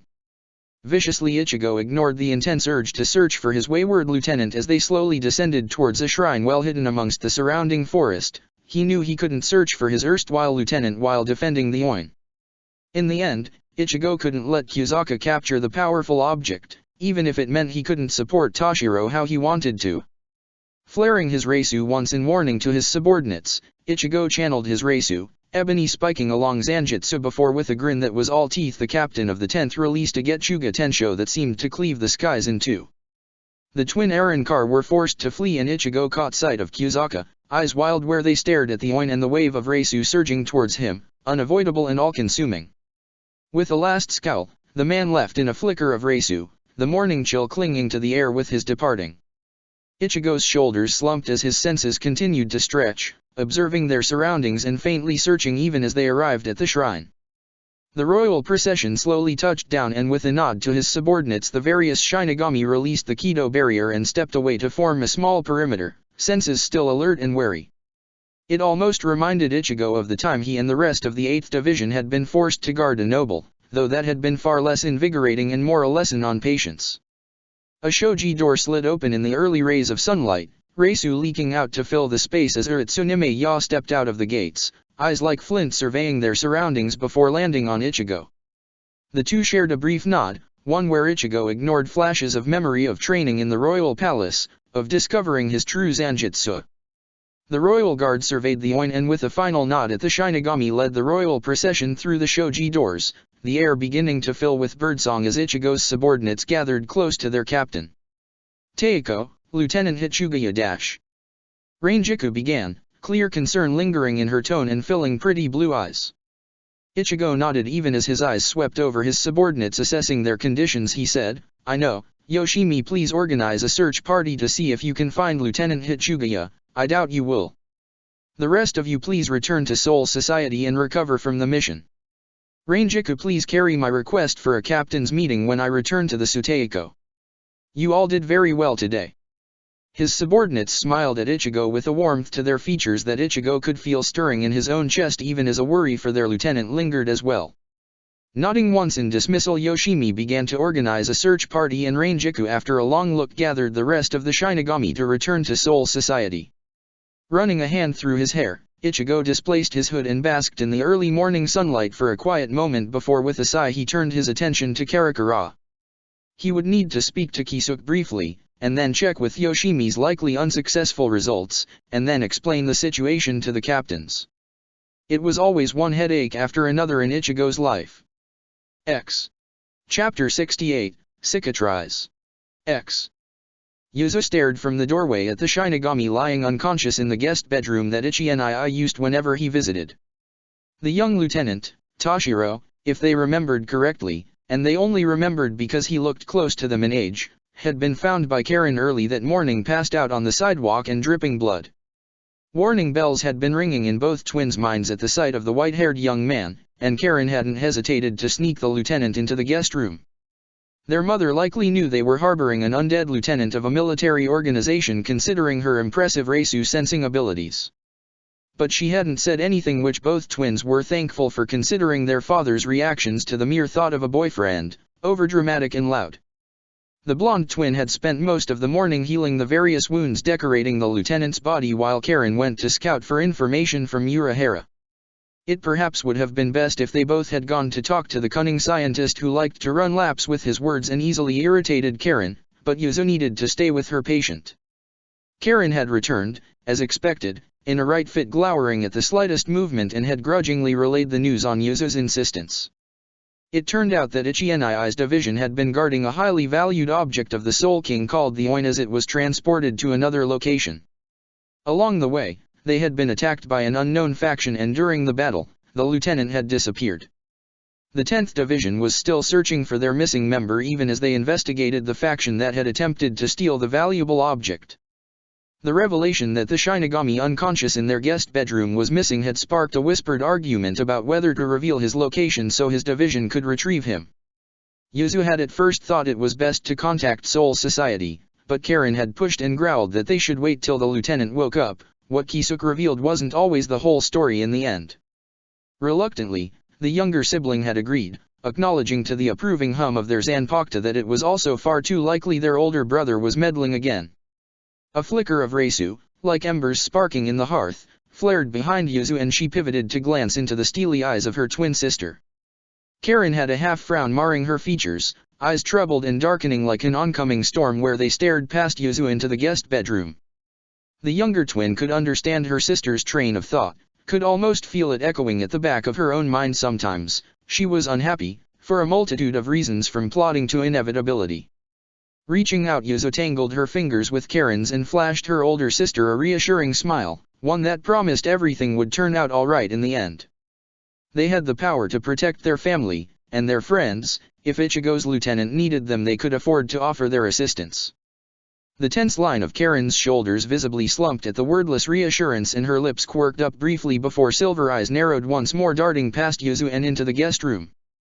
At the same time, Yuzu caught a slight burst of Reisu signaling that her patient was likely awakening, slipping from the realm of unconscious slowly but surely. The blonde flashed a quick warning smile at her twin before she turned and entered the guest room, features serious and sharp in a way she had learned from the captain of the 4th.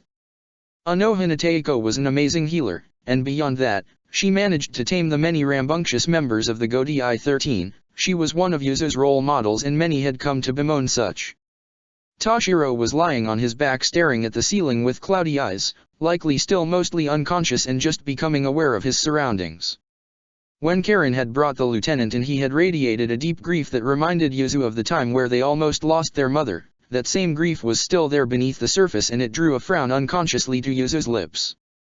Running a hand through her hair, tugging it back and into a bun, Yuzu cleaned her hands and mused on the benefits of therapy as she stepped into the view of her patient, Reisu, a steady humming presence. The lieutenant blinked, pupils focusing on Yuzu slowly but surely before his gaze darted about the room, observing the modern architecture in pale yellow and white, then fell to Karen lingering in the doorway.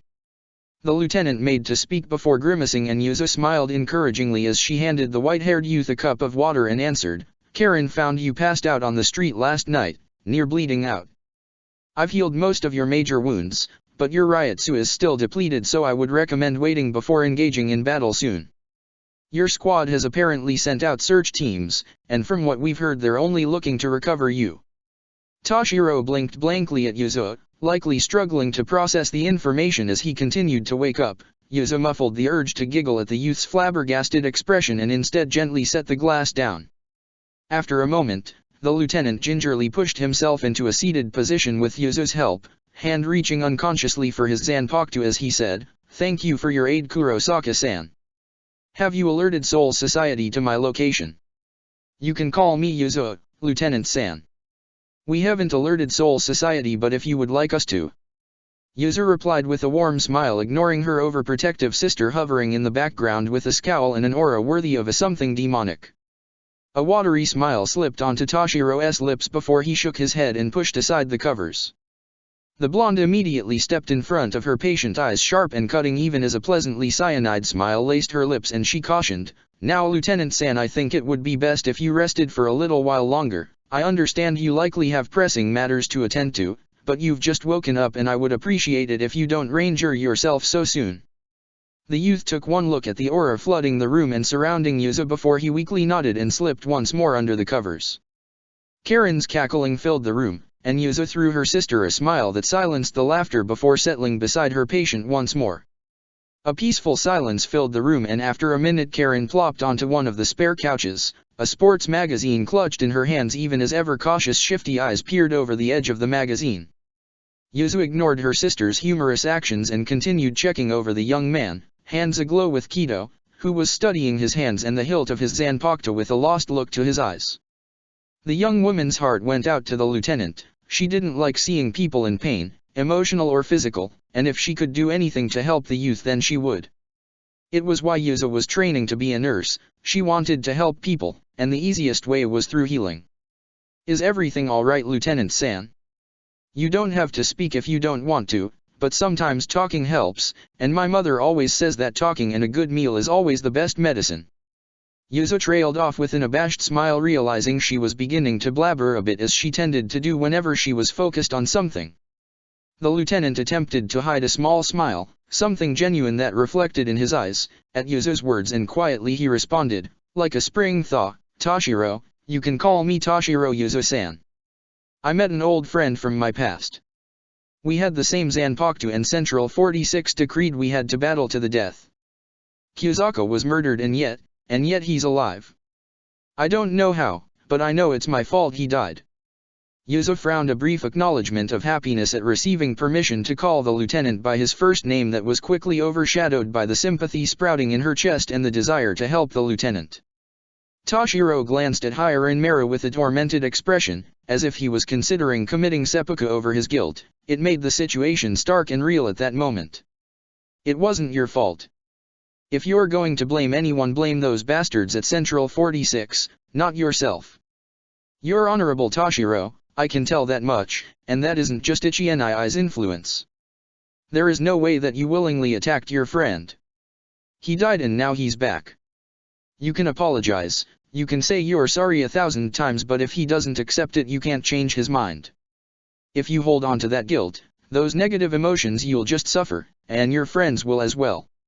You deserve to be happy. Screw the bastards who did that to you, heck, screw tradition and laws. Hold on to what you have and live in the moment, you hear me, Toshiro? 'Cause that's the only true way to live with your guilt. Don't regret you lived, mourn the passing of your friend, but if you let that guilt control you, then, in the end, you're the one who's losing. Karen spoke, loud and demanding with a fiery insatiable charisma before Yuzo could even formulate advice to offer to the white-haired lieutenant. The words lingered on the air, bright with charisma and passion where the raven-haired Shinigami stared into icy blue eyes, her own blazing like 1,000 supernovas. Toshiro stared back in blank shock, eyes wide and his hand a white-knuckled fist around his Zanpakuto. After a moment, where the earth itself seemed to hold its breath, another watery smile slipped onto Toshiro's features, shudders racking his lithe frame, and tears appearing as he nodded and replied, "Yeah, I understand." The lieutenant's reisu wrapped itself like a cocoon around the young man, as the tears trailing like glistening ice slowly dried and the young man's shudders faded. Yuzo meanwhile sat by her patient, a soft yellow blanket now wrapped around the man, as she allowed the warmth of her reisu to seep into the air.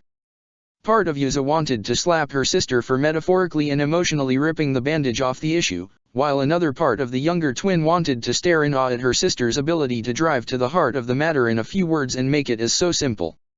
Regardless, Yuzo was only thankful they had been able to help Toshiro even as her own thoughts turned towards the Central 46. For a moment she wished they were still in existence if only so that she could see vengeance delivered. Instead, the blonde considered talking to Yoriyuki or Anohana.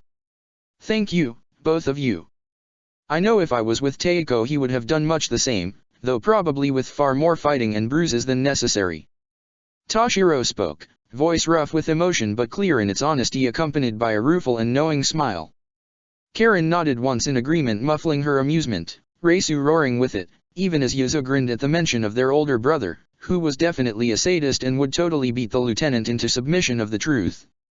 "When we were younger we almost lost our mother because we couldn't differentiate between spirits and the living. A hollow appeared, and she would have died if Ichi and I hadn't been there. We couldn't do anything, and if Ichigo hadn't been there our mother wouldn't be making lunch in the kitchen.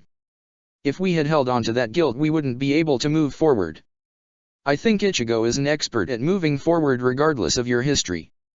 Yuzo finished with a rueful sigh as she contemplated their brother's tendencies to throw himself headfirst into the first sign of chaos, and briefly recalled that day on the riverbank. Karen's reisu reached over to Yuzo, comforting and reassuring as the younger twin flashed a reassuring smile at her sister before returning her attention to her patient. Toshiro studied the twins with understanding eyes, seeing a bit more than perhaps he had before. With a grin, the lieutenant commented, "Could you expect anything else of Ichigo?" Laughter rang throughout the room at the truthful comment, dissipating the heavy atmosphere and leaving in its place a bright ringing melody. The three adolescents settled quietly in the guest room, Karen flicking through her sports magazine once more, though, with less overprotective glaring. Toshiro had sunken into a meditation likely speaking to his Zanpakuto, and Yuzo stared out the window enjoying the peace while it lasted. A flicker of movement in the noonday sun darted across the street, a fleeting shadow, catching Yuzo's eyes and forcing sudden alertness. With a concerned frown and a furrow of her brows, Yuzo moved closer to the window Ryotsu reaching out to search their surroundings. "Karen, it looks like we have company," Yuzo stated calmly and simply as if commenting on the weather as her reisu caught the traces of acrid hollow reisu swirling about the street, two of them, Arrancar, likely elementally aligned by the feel of it. Unbidden Yuzo's hand slipped into her pocket, running over the mod soul dispenser Urahara had given them as Karen shuffled to her feet eyes sharp as steel where they studied the street. The lieutenant, likely sensing the rising danger fell out of his meditation with cautious eyes that observed his surroundings with abrupt wariness. Karen stepped soundlessly closer to Yuzo to peer out into the streets as she commented, "Well, we might as well go and greet our uninvited guest. It's lucky the streets are empty today." Yuzo nodded to the sharp tone and with a breath swallowed the mod soul pill, gently setting her body down on the ground as Karen repeated the motion, posture tense and itching as her gaze darted to the window and back. Toshiro shoved the covers aside and wobbled to his feet, swaying for a moment before his spine straightened and his reisu flooded the room in a cold front shoring the young man's still weak body. The blonde twin turned sharply from where she had been studying the street to stare at her patient still swaying on his feet, but with an edge of determination sharpening his features like glaciers. Feeling her sister's train of thought, Yuzo flared her reisu filling the room with a heavy miasma, eyes narrowed and furious. The young woman stated, "You still need rest, Toshiro-san. At the moment you would only hinder us, or act as support. Please reserve your strength." We can handle these opponents. Unlike Shinigami in the mortal world, our Reisu isn't sealed and we have Shikai. It is for the best if you continue to rest while we handle the intruders. Toshiro jerked at her words, skin palling at the likely horrifying aura behind the blonde Kurosaki, even as the lieutenant's eyes darted to the window and he jerked as if he wanted to protest. Karen scoffed and with a roll of her eyes as she unsheathed her katana commented, "Just listen to her brat. You can save your Reisu for the boss fight." The white-haired lieutenant frowned at Karen's words, eyes flickering to his Zanpakuto and the twins before he submitted with a nod, a frown pulling at his lips. Smiling in an overtly pleasant manner, Yuzo shuffled the lieutenant into the guest bed once more before turning to face the window. The blonde twin shared a quiet glance with her sister affirming their plan of action as she flashed the lieutenant a last warning smile before following her sister through the walls and onto the streets. A second later, two Aaron Carr stepped out, one in an overly crimson theme and the other mirroring her twin in blue. The two opposing forces studied each other for a quiet moment when the tension lingering in the streets skyrocketed so that the very life around them seemed to still. Then the blue one blurred into a ball of lightning and shot forward at the same moment as the red one transformed into a ball of fire. Yuzo silently questioned why her life was so strange as her Zanpakuto snapped up to defend against the ball of lightning attempting to burn its way through her blade. Letting Blood Vein activate to protect her skin against the electricity sparking about her blade, Yuzo forced her Zanpakuto against the ball of lightning while at the same moment she channeled a binding Kido. Releasing Sai, she watched as the ball of electricity reverted back to a semi-human form and flew back against a wall with a crash loud and jarring in the afternoon peace. In the back of her mind, Yuzo could feel Karen clashing with the red one, fire against fire, adrenaline pumping, as two blades clashed. The lightning Aaron Carr stepped out of the rubble, Reisu sparking like electricity against the pavement as she unsheathed her katana and with narrowed eyes flew at the blonde twin, once more forcing Yuzo's attention on the battle in front of her. Their katana collided with a screech as Yuzo snapped her Zanpakuto up and forced her it against the blade bearing against her with all the greater height of her opponent. Yuzo ducked under the blade and with a burst of shunpo appeared behind the Aaron Carr a few feet in the air as she brought her Zanpakuto down in an overhead strike. The Aaron Carr whipped around and caught Yuzo's katana on the broad edge of her Zanpakuto before turning in mid-air forcing Yuzo to roll to the ground and dart up once more. Their katana clashed in a collision of sparks, as Yuzo reversed her blade and directed it towards the Aaron Carr's torso. Her katana was blocked, and Yuzo was forced to defend as she ducked between a flurry of attacks. Whipping around with a spike of Reisu, Yuzo cast a shakuho and retaliated Zanpakuto singing through the air and humming in her mind as she settled into the battle. Like a faint whisper, Yuzo could feel Karen's state as she ducked under an overhead swing and pivoted from the ground forcing the pommel of her Zanpakuto into the Aaron Carr's chin.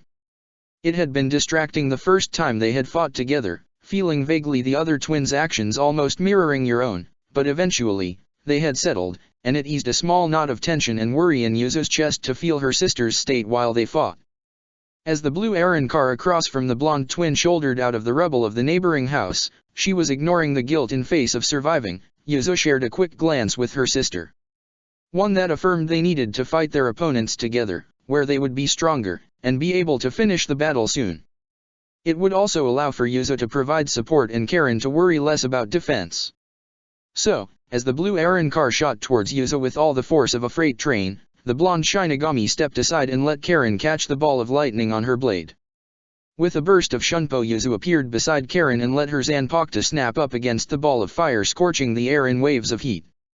Instinctively the twins moved together in a long choreographed routine as Karen attacked while Yuzo defended, covering each other's blind spots and providing support where necessary. The two Aaron Carr, in the same manner, shifted into a fluid symmetry, fire and lightning colliding in the air and surging towards the twins in great sweeps that scored the very breath upon their lungs, only to collide against interlocked katana.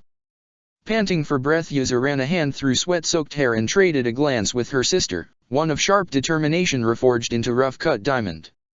They needed to end the battle soon. They couldn't afford to let the rest of the street get damaged, and their own reserves combined with using Blood Vein weren't eternal, and eventually one of them would get sloppy. The same could be said for their opponents, however.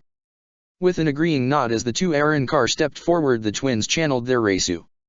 A fierce wind blew through the street as Yuzo and Karen stepped closer together, crimson Reisu spilling about them before with a feral grin Karen called out, "Ten no Senko Jetsu, Celestial Piercing Moon, dot."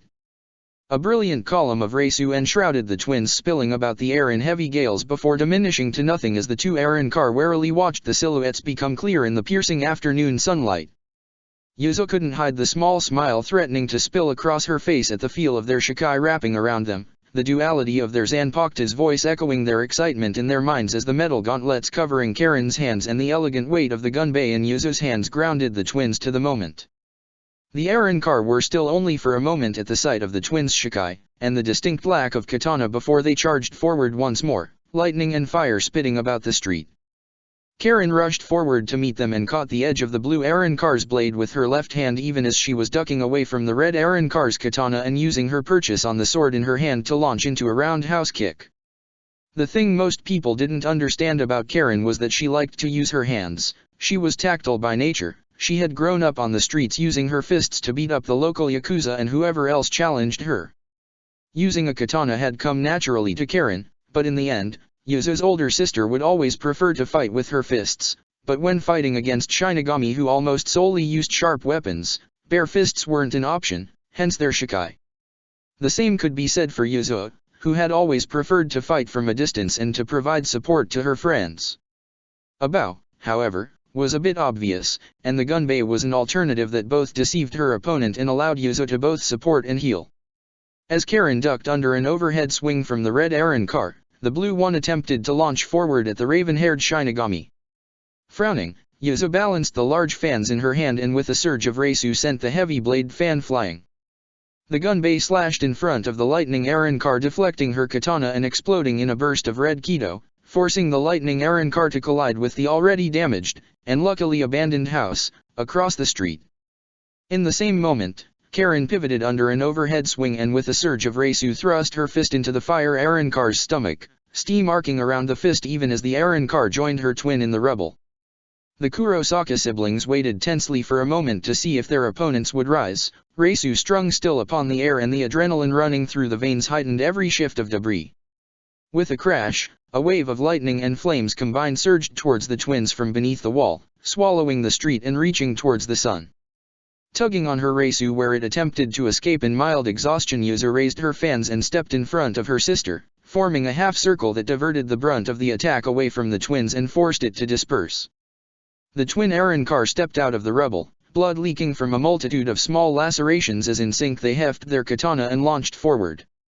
Yuzo ducked under the overhead strike. Darting behind with a whisper of shunpo, she slammed her katana into the back of the fire Arrancar's neck in an area that would instantly cause her opponent to lose consciousness while causing minimal damage as Karen slammed her fist into the lightning Arrancar's torso followed by a first to the back of the skull. Panting, Yuzo caught her unconscious opponent and gently lowered her to the ground as Karen repeated the motion with significantly less care for the red Arrancar. The twins shared a tired, relieved smile as the adrenaline began to fade and the weight of their exhaustion began to kick in even as they straightened and surveyed the surrounding damage.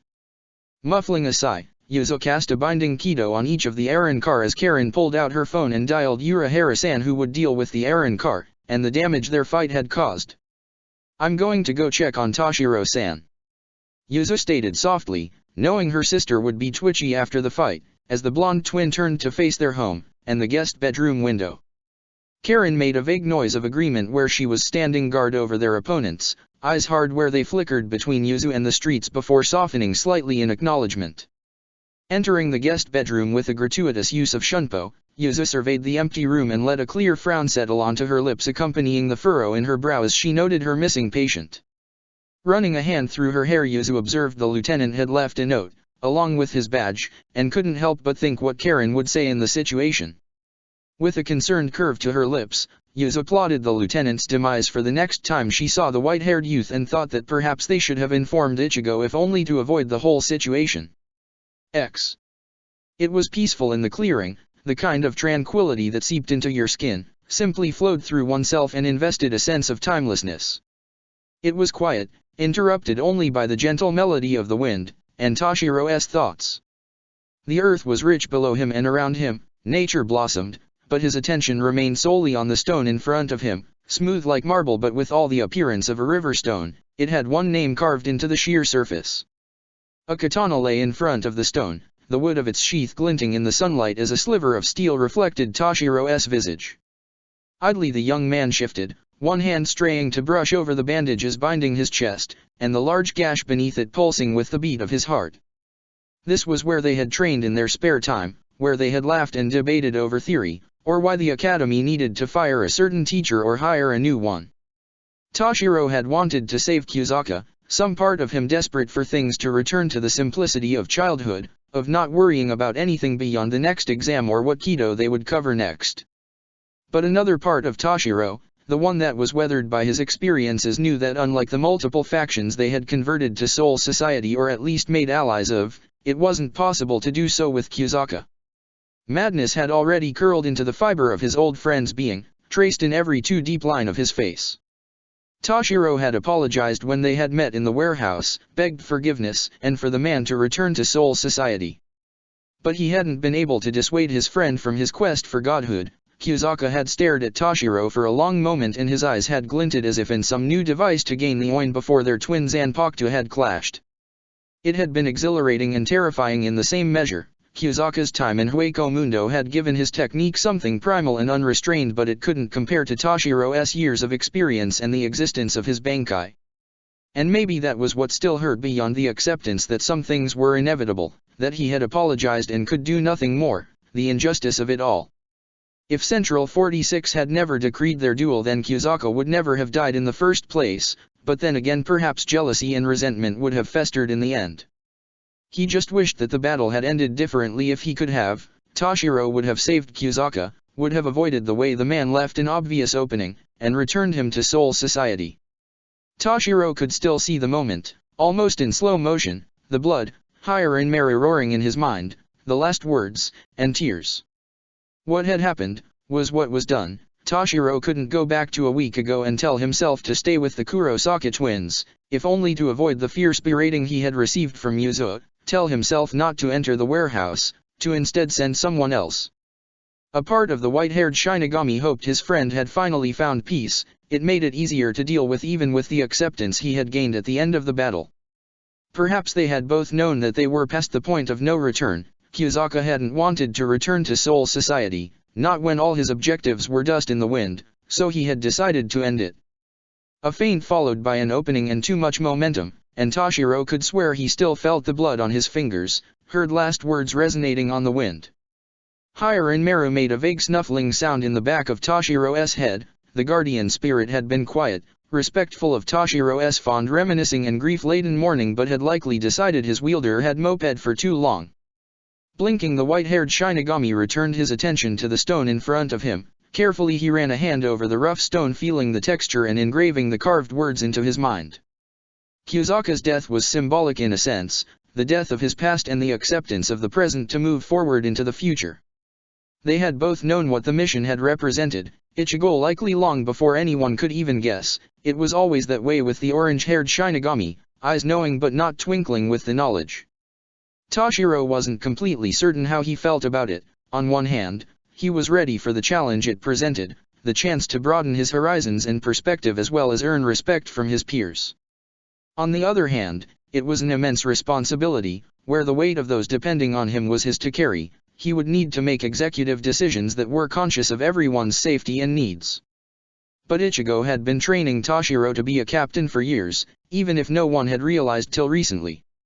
The orange-haired Shinigami had coached Toshiro through how to lead a division, passed on the paperwork and guided him through it with a careful eye, helped him improve his own technique, and demonstrated the values a captain should hold. With his captain's seal of approval and offer of aid when necessary, Toshiro felt like he could handle the responsibility. He would do it because he wanted to protect the citizens of Rungokai and those of the mortal world. The white-haired Shinigami wanted to aid and mentor others as Ichigo had. He wanted to make an impact on his society, and Toshiro wanted to honor his promise with Kyuzaka and his grandmother. It still left the question of why Ichigo was stepping down in the first place. Everyone in the Gotei 13 knew the man hated paperwork and being in the spotlight, as well as Ichigo's tendency to disappear for weeks at a time. But Ichigo had held the position for almost a century, and while Ichigo did often appear exhausted, that was due to his chronic insomnia and exhaustion, not to mention the whole other slew of issues the man carted around. But Ichigo wasn't even in a slump. There had been rumors, of course, as to be expected in Soul Society, some stating he was eloping with Kukaki-san, Others spoke of the man retiring to the royal guard. Toshiro half suspected, half knew it was because Ichigo was pushing for younger Shinigami to gain new positions, and in consequence a voice, as well as wishing to step out of the limelight, that and the man's ridiculous plotting. A familiar graceful figure landed on the stone resting untouched by time in front of the white-haired man fluttering its wings once before landing on Toshiro's outstretched finger. As he listened to the message he wondered at the future of Soul Society. Near all of the lieutenants had Bankai, and a few third seats. In addition, the Suteiko was getting on in age and there were rumors of retirement. Change had been on the winds since the Ichigo's arrival to Soul Society, but it felt like a great hurricane swirling ever closer. However, Toshiro suspected there was one more large hurdle before any large shuffle of the hierarchy could happen. It was in the air, and in the words of their enemies such as Kariya, something was coming, and the very bedrock of Soul Society felt it. Shaking off the feeling and drifting thoughts, Toshiro listened to the hum of Hirin Meru taking comfort in the presence of his Zanpakuto. He would need to thank the Kurosaki twins the next time he saw them. He would likely gain a few bruises in the process. They had healed him and defended him without question, and he had fled. In some way they reminded him of Ichigo. Maybe it was the curve of Yuzu's smile or the glint of Karen's eye, but the feeling was there all the same, and distantly he wondered once more at their relation. The messenger fluttered away from Toshiro's fingers, and with it, the graceful being took what was left of the young man's free time. Sighing minutely, Toshiro glanced around the clearing, near one of the districts Toshiro had grown up in, observing every detail with a fond eye. Rising to his feet, Toshiro tucked Hirin Meru into his obi and draped the Haori over his shoulders, the weight settling immeasurably heavy before Toshiro's spine straightened, eyes narrowed as he breathed in. Hirin Meru roared in acceptance. With a burst of Reisu, Toshiro disappeared from the clearing, traveling quickly through a familiar maze of streets, and appeared in the First Division courtyard. Hirako was lazing at the front, napping on one of the stretches of walls, always happy to enter last and greet everyone else. A familiar head of strawberry blonde hair and a bright pink sash caught Toshiro's attention, and he strode over to one of his lieutenants who was conversing with Ichimaru. If Toshiro could have, he would have appointed Yoshimi as his sole lieutenant. She was dedicated, smart, and reminded him slightly of a less uptight Swaifon. But Ichigo had insisted, and Toshiro knew realistically that the Rangiku was excellent at mothering and was more than proficient with her Zanpakuto. After the years of serving collectively under Ichigo, they had a camaraderie, even if Toshiro wished the woman would complete more of the paperwork. Rangiku turned as he approached, bright blue eyes sparkling as she swept her shorter captain into a hug that Toshiro valiantly tried to escape from, while Jin, the sly fox-faced bastard, laughed. After a minute, the woman set Toshiro down and he nodded once in acknowledgement to the couple before entering the first. The Reisu signatures of various captains and lieutenants saturated the building and filling the air in a nearly inaudible hum, and as he walked he spotted Aizen Teiko speaking to Shiho and Teiko in a corner, likely plotting how to inconvenience Ichigo as much as possible. The colossal meeting room doors were propped open in greeting, and with a breath, Toshiro walked through the doors, observing those who were already in place, or at least in the room, speaking in casual conversation with others. Ichigo stood behind the Suteiko on the man's left, while on the right Lieutenant Sasakaibe stood, the Suteiko presiding over the room like a father watching his children with the same sort of proud glint to his eyes. Ichigo grinned with a proud smile as Yuka-take-san waved, and Yoshimi grinned at her captain. Toshiro drifted into his place and knew that everything would turn out. Maybe Ichigo was tired, and maybe Toshiro had failed Kyuzaka, but he wouldn't fail his division and he would be prepared to face the future. X. Chapter 69, Venial. X. Ichigo panted as he ducked under the heavy swing of a javelin, the wind whipping about his ears accompanying the blade's motion. With a burst of shunpo, Ichigo appeared behind Keijiro's Reisu gathering along his arms and behind his eyes as he released a Getsuga Tensho. The wave of ebony Reisu sliced through the pavement of Soul Society in a shower of rubble, Ichigo's frustration evident in his lack of control, and charged towards the Mod Soul. Keijiro's whipped around, a sneer marring plain features as his Zanpakuto whirled in front of him in an attempt to halt the onslaught of the tsunami of Reisu, forcing the man a few inches back and flaring out on either side of his blade. Ichigo gave the man no time to counter-attack as he appeared in the Mod Soul's personal space and slammed the hilt of Zanjutsu Shiro's blade into the Mod Soul's torso. The scientist was sent flying, colliding with a wall in a shower of rubble that clattered around Ichigo with all the noise of an avalanche and filled the air with a thick curtain of dust. The orange-haired lieutenant released a sigh, shoulders still drawn tense, as he regarded the collapsed wall, debating the merits of taking a moment to breathe and allowing Keijiro's respite or capturing the scientist immediately. Running a hand through his hair, Ichigo cursed his sense of duty and began to slowly walk forward. If he was taking his time, there was no one around to complain. All the division Shinigami were in their barracks waiting out the brunt of the newest attack, one led by the faces of their own superiors, which would lead to confusion and low morale, not to mention the possibility of more Regai. The whole situation made Ichigo want to slap someone, preferably a certain brown-haired scientist who should have halted the whole thing in the first place. Though in truth some of the guilt did rest on Ichigo, who hadn't warned the man of an insane mod soul creator within his division or the mod soul who sought to finish his master's plans. Ichigo was tired of managing the situation regardless. It didn't help that he had been forced to fight an evil clone of Byakuya. At least the thing was an idiot, but the mental scars were still forming nonetheless, in part due to his own callousness and apathy in dealing with something that looked like Byakuya. That battle had ended, of course, on top of Sokioku Hill, and had immediately been followed by a confrontation with the hairstylist disaster in front of him, because fate forbid Ichigo didn't fight the main villain most of the time. The orange-haired Shinigami just wanted to deliver the mod soul into the hands of Sosuke along with a good beating for the scientist, and then return home and hole away with a cup of tea until the Suteiko called or the world was ending. Of course, that wouldn't be possible till the whole situation was wrapped up, including Nozomi, who had appeared in the mortal world, and Surprise became friends with the twins. Ichigo was honestly contemplating just leaving her there and letting the girls continue their crusade to gather a group of high-powered females on their quest for feminism.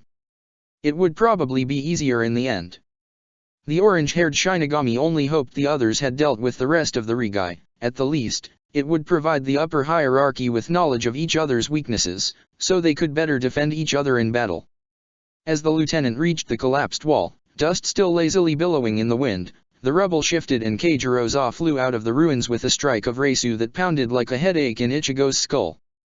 The tall mod soul crashed forward into Ichigo, the force of his body throwing the two to the cracked streets. Instantly, Ichigo rolled over and pinned Keijiroza to the ground. The man glared up at Ichigo and with a snarl smashed his head forward. Ichigo cursed, feeling blood trickle past his lips, but remained where he was, pinning the mod soul to the paved white stones of Soul Society. With a burst of Reisu, Keijiroza overpowered Ichigo temporarily and flipped the two opponents, forcing the air out of Ichigo's lungs as his back collided with the pavement. Ichigo had only a moment to be dizzy before he kneed Keijiroza in the chest and followed through with a kick that sent the man flying back. In a battle of dirty tactics, Ichigo would always win due to his adolescence on the streets of Karakura, and the rules of war when you were fighting for your life. The lieutenant sprung to his feet and grasped Zanjutsu's larger blade, Zanjutsu Asen's smaller blade a comforting weight on his hip as he stalked towards the mod soul, who was picking himself off the ground and grasping for his Zanpakuto, which was still back in the rubble of one of the barracks. Keijiroza staggered to his feet and his hands began to glow with Kido, a rookie mistake when your opponent could clearly see it, glaring at Ichigo as if the force of his hate alone could halt the orange-haired Shinigami. In a flicker of ebony cloth, Ichigo appeared behind the mod soul and knocked the hilt of his pommel into the back of Keijiroza's head, disrupting his focus and temporarily stunning the man.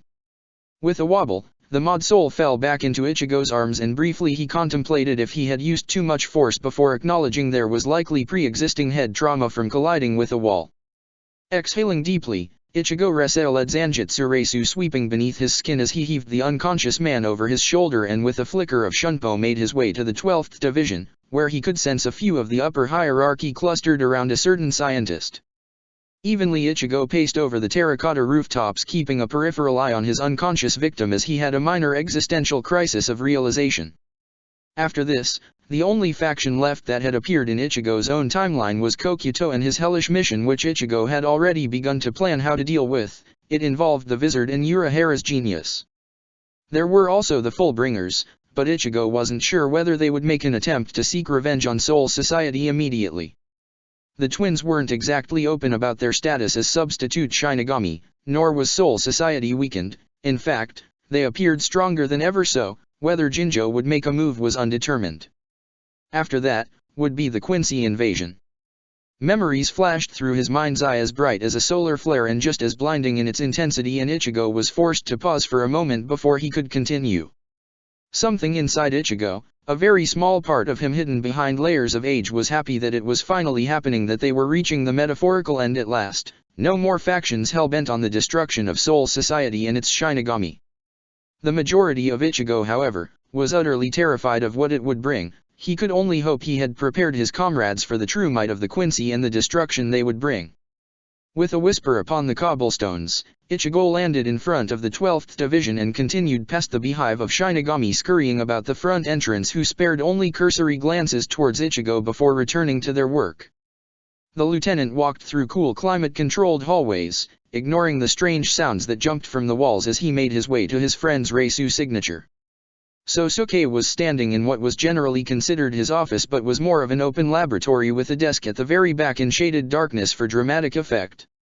The brown-haired captain was leaning against one of his inventions, a great coil of metal shaped almost like a crucible, glasses tucked into the curve of his Shiakusho, which meant the more megalomaniac Sosuke rather than sane Sosuke, as Ichigo had long come to differentiate.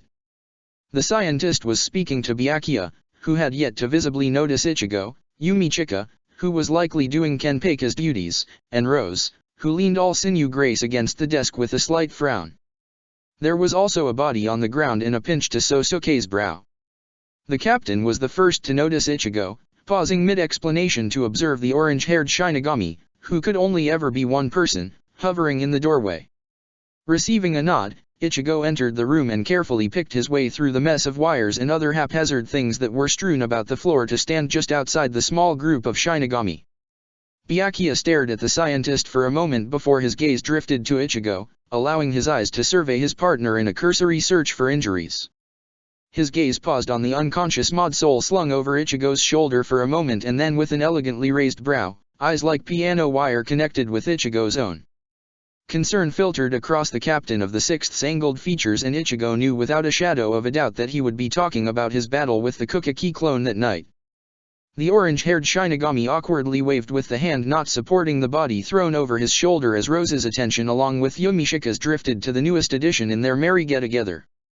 The captain of the third nodded once in greeting, a trace of a smile curving his lips, though it was bare with stress and a grimness Ichigo wished he could erase from his comrade's eyes. Sometimes, Ichigo wished for the secluded community their Vizard training had instilled, the sense of companionship that had been forged between them. He was getting old, always wishing for simpler times. Yumi Chika turned from the body on the ground, which he had been tastefully avoiding by studying Rose with that sort of light in his eyes Ichigo had long learned to fear, and studied Ichigo with a quirky grin that highlighted the dimples in his cheeks. The man bustled forward, shouldering past Byakuya to stare at Ichigo for a long moment before the lieutenant nodded to himself and with a raised brow, that shifted the colorful feathers flaring about his eye, tapped Ichigo's Shiakusho and said, "You should really ditch the long sleeves, Ichigo-san." Ichigo nodded in an appeasing manner and watched with hidden amusement as the lieutenant smiled pleased and returned to facing Sosuke, who was watching everything with thinly veiled amusement.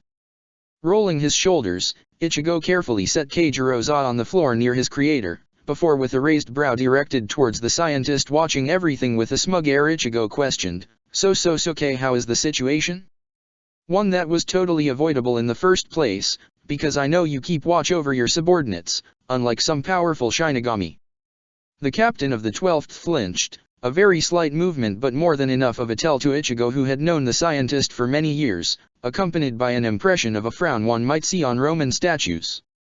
The man only stared mildly back as if to suggest he was innocent of any and all accusations leveled his way. Ichigo resisted the urge to slap the man and instead pinched the bridge of his nose with a drawn-out sigh. "All the Regai have been defeated and apprehended, they will be studied for possible future use. Yoshima has been disposed of by the Onmitsukido to prevent further attempts at seeking vengeance on Soul Society. And Keijiroza has been delivered to our doorstep by you," Sosuke stated, in a voice that held a hint of irony accompanied by a pinch of a smile and a complete and utter lack of remorse. Ichigo tipped his head back to the heavens as if asking the gods above why he had been saddled with such a manipulative bastard for a friend before he recalled this was his own doing. With a low growl saturating his voice, Ichigo warned, "The next time you have even an infinitesimal moment of peace, I am dragging you to the first for a spar, where I will proceed to make sure you become achingly familiar with the soil there." The scientist blanched for a moment at the threat, his skin paling rapidly at the words, before it was swept under a mask of polite calmness. Beside the orange-haired lieutenant, Byakuya was muffling laughter into the sleeve of his shiakusho, his amusement wrapped around Ichigo like a blanket in the heavy thrall of his reisu. Yumi Chika and Rose were trading a knowing expression, the kind that never bode well for anyone, and it wasn't a wonder that the two were honorary members of the Shinigami Women's Association. It was a great training measure that provided ample experience for our comrades to learn each other's faults so as to better protect them in battle. Sosuke said, like a true manipulator, the man could be a master politician if he put any effort into it. Of course, it was far more likely he would get fed up and slaughter them all again. While Ichigo conceded the point with a sharp nod, he raised a brow that conveyed his scrutiny and disdain regardless. There were other methods that didn't involve Ichigo fighting Byakuya. Is the Kido ready? Ichigo questioned quietly where Sosuke was studying the orange-haired lieutenant with brow-heavy intent. The scientist pursed his lips for a moment before he nodded, his displeasure at the rough plan Ichigo had conveyed making itself known. So, what if hell made their hollow sides react? They were all in control, and besides it was far too likely Kokuto had awoken and was planning to attack the twins in order to free himself. Sosuke knew that but was being a bastard about it because he hadn't been able to figure it out on his own without Kisuke's aid. Wasn't there a girl? Rose asked, interrupting the staring match that had erupted between Sosuke and Ichigo, diffusing the tension that had begun to fill the room in the same way a sweltering summer day made everyone uncomfortable and in desperate need of a breath of fresh air. Sosuke nodded in acquiesce to the question even as Ichigo gave the blonde shifty eyes and refocused his attention on the curious gazes directed his way. It was like they expected him to know everything. To be fair, he usually knew quite a bit of everything regarding the situation. She's with the twins, they've adopted her into their group, so good luck trying to bring her here. It would like an invasion, again, but worse. Don't worry about it.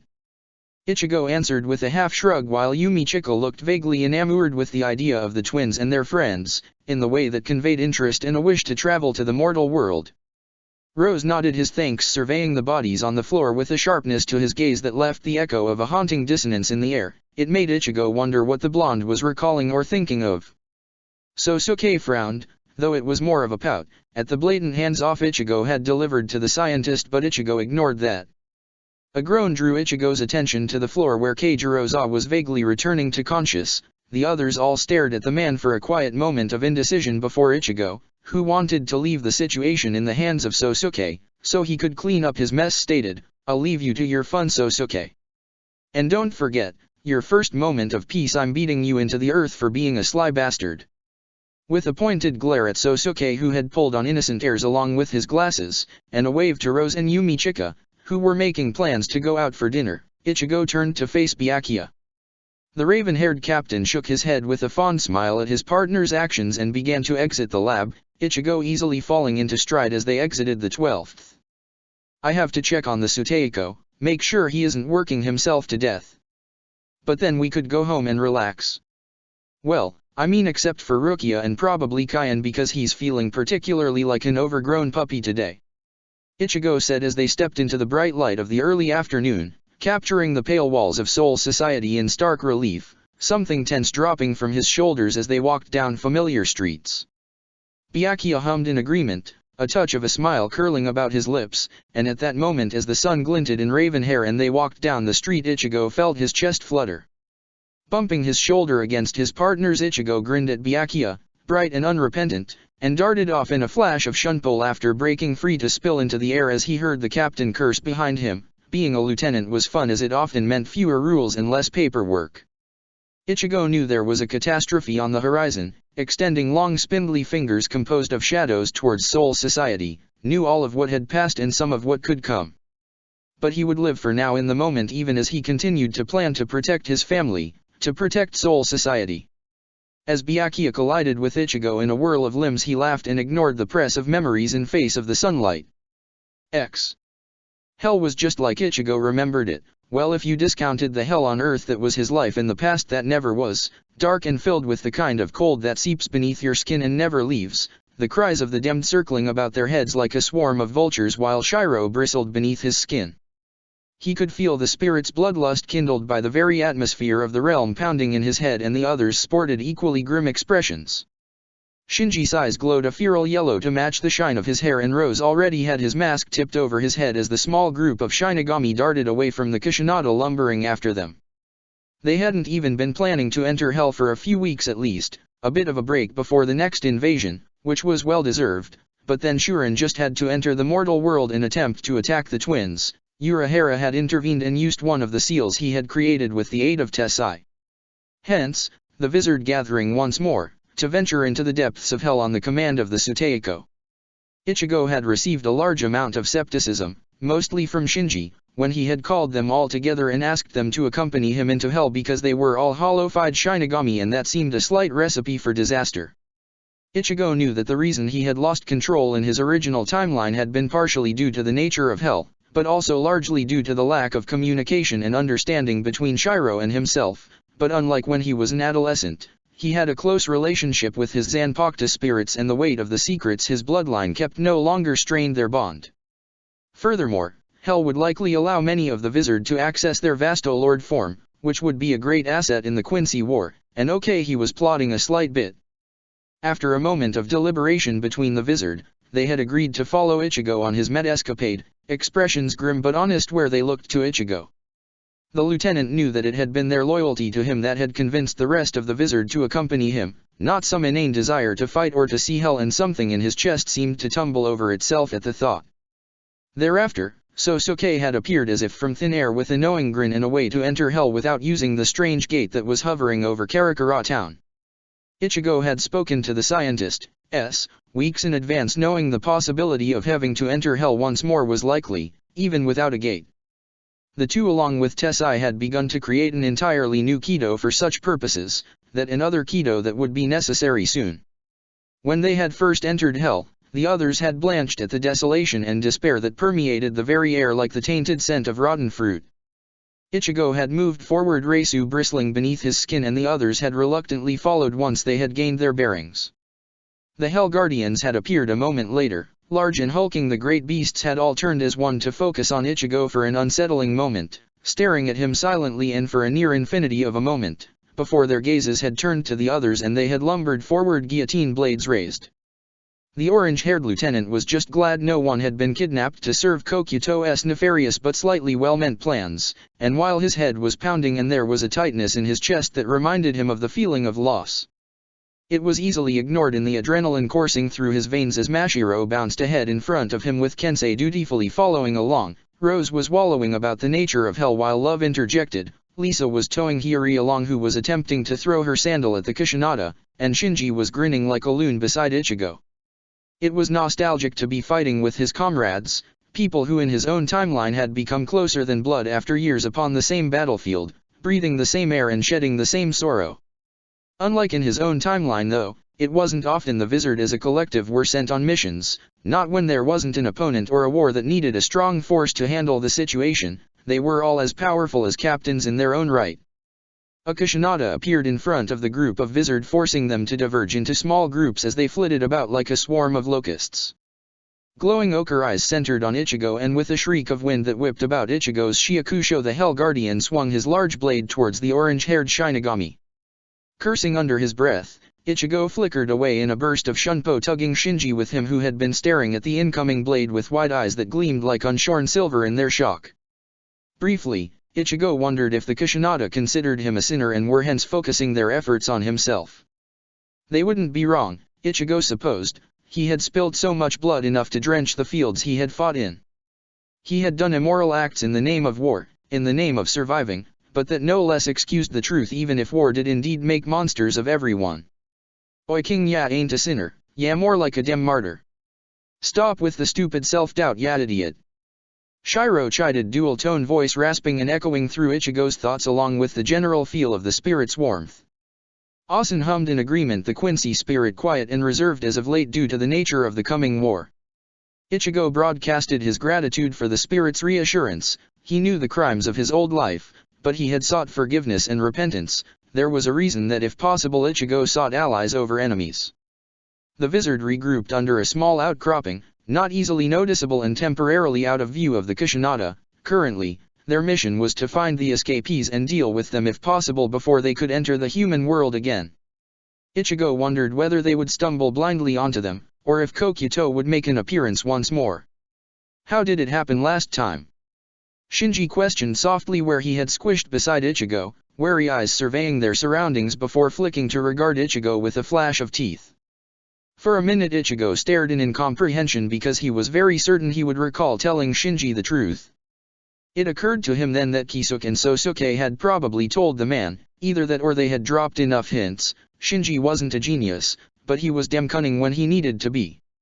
Shaking his head with a resigned sigh and noting the curious looks from the others, Ichigo wondered how much they all knew and when they had figured it all out. An elbow in his side prompted a scowl, and Ichigo, with a bit of Shiro bleeding into his voice, replied, "I became the king of hell temporarily." The blonde captain blinked for a moment before he devolved into inaudible laughter, his body shaking with the force of it and a flush blooming across his cheeks. Ichigo rolled his eyes at the man and his antics and surveyed the rest, who were either staring at Shinji in partial concern or at Ichigo with something not necessarily demanding. He wondered briefly if more people knew than he knew of, likely all members of the Protect Ichigo Club. Before anyone else could speak, a roar split the silence and the heavy sound of a Kusanada thundering across the craggy plains made itself known. Instantly, the others were alert and on their feet, and Ichigo knew with a resigned sort of notion that afterwards, they would all be having a nice long conversation. But at the moment, they were in battle and couldn't afford to sit down and have a group therapy session. A flicker of Ryotsu made itself known, and as if having been summoned, a bit late, by Ichigo's thoughts, Kokuto appeared, a stark ghost against the crimson skies, and demanded, "Follow me." The wizard looked to Ichigo, who nodded imperceptibly. Kokuto would be the best path to Shuren and would ultimately allow them to halt his actions with less difficulty. The group of Shinigami darted out from the underpass and followed Kokuto over the rocky terrain that composed much of hell, leaving the Kusanada to follow after them. They paused on a rocky outcropping near a field Ichigo recognized as the place they had battled Shuren in his original timeline. Briefly, the orange-haired Shinigami wondered if the others realized their guide had led them into the third layer of hell. Kokuto turned to face the group at large and with a slight bow stated his name and began to rattle off his life story and his reasons for aiding the Shinigami. Ichigo, who knew all of that, ignored most of his words, only absently listening as his Reisu searched the plains around them and Shiro's Reisu roiled inside his head once more. Instincts screaming in warning, Ichigo whirled around Zanjutsu, sliding silently from its sheath to catch Shuren's blade. The Togabito stared at Ichigo, eyes wide and mouth open in astonishment that Ichigo was able to detect his presence even as the other Togabito appeared in a surge of Reisu. The wizards surrounding Ichigo shifted, unsheathing katana in a chorus that filled the air as they likely recalled Ichigo's warning. He had cautioned the wizard before they entered hell that their hollow would likely act up especially in battle, but that in the end, they were in control. Ichigo let Shiro's Reisu bleed through to the surface, coloring his eyes golden as he forced his blade against Shuren with a shower of sparks. The Togabito frowned and released a wave of fire that charred the air and settled heat along Ichigo's shoulders even as he rolled to the ground and popped up. The lieutenant ducked under a blade singing towards his head and responded in kind, lunging forward to clash against Shuren with a collision of sparks. He sidestepped a jab before allowing his blade to swing towards Shuren's torso. The fire wielder caught Zanjutsu against his own blade and released a towering wave of fire at the same moment, the light of it dancing across his features and illuminating the shadows held within. The orange-haired lieutenant darted away from the wave of fire, the arrow bleaching his skin ivory in the face of the grasping flames. Kokuto darted in front of Shuren before Ichigo could step forward, the two clashing in a brilliant spectacle of metal and fire. Ichigo frowned at the Togabito but allowed his attention briefly to drift to the other wizard. They were all sporting their masks, gleaming like moonlight in the atmosphere of hell as hollow Reisu raged about the air. The lieutenant could sense that a few, namely Shinji, were on the threshold between partial and complete hollowification. Turning his attention once more to his own battle, Ichigo flew forward, crimson Reisu circulating his blade as he landed beside Kokuto and caught Shuren's blade against the broad edge of Zanjutsu. They moved in quick paces, tearing up the landscape about them and setting fire to their surroundings. Up, down, over, sideways, Ichigo settled into the motion of battle instincts, a buzzing swarm inside his head as Shiro growled lowly, his mask forming across Ichigo's features as they battled. The bandages covering half of Kokyuto's features had been torn away along with the upper right half of Ichigo's Shiakusho when they finally brought Shuren down, incapacitating him beyond the point of regeneration and driving his chains into the land beneath them where the Hell Guardians, slowly lumbering towards them in a large mob, would reach him. Ichigo panted for breath for a moment, slowly straightening as the other Vizard continued to battle their opponents who had been revived sometime during his battle. Ichigo's spine straightened as a chill chased his skin and he whipped around to stare at Kokyuto, who was studying Ichigo with eyes that harbored a glint not caused by the surrounding fire, a split grin dancing across his features as in one smooth motion he turned and threw his katana at Shinji. The blonde captain, who had silently acknowledged the Togabito as a temporary ally, wasn't prepared for the literal knife in the back, but his instincts were as keen as ever and he stepped to the side, allowing him to avoid a fatal injury. The orange-haired Shinigami stared incomprehensibly for a moment at the katana sticking out of Shinji's lower abdomen before his gaze flickered to the others, all who were staring at Shinji with wide-eyed shock and worry. The moment they let go was tangible as Reisu filled the air like someone had suddenly dumped the ocean's contents into hell, fire glinting off of pale ivory masks and the other bone features of his comrades. Shinji, bone-like filaments lining his back and arms, yanked the katana from his abdomen, white liquid rushing to fill the hole in the blonde's chest as he stared at his opponent. Kokyuto was smiling, wide and chilling at the transformation of the Vizard. The smile set the creature inside Ichigo's chest growling, set his senses ablaze. If Shinji's instincts had been a fraction too slow, the blonde would be dead. Ichigo would not, could not, allow one of his comrades to die, not after everything. Crimson Reisu exploded around the lieutenant, his hair lengthening and the tattoos arcing towards the hole in his chest appearing.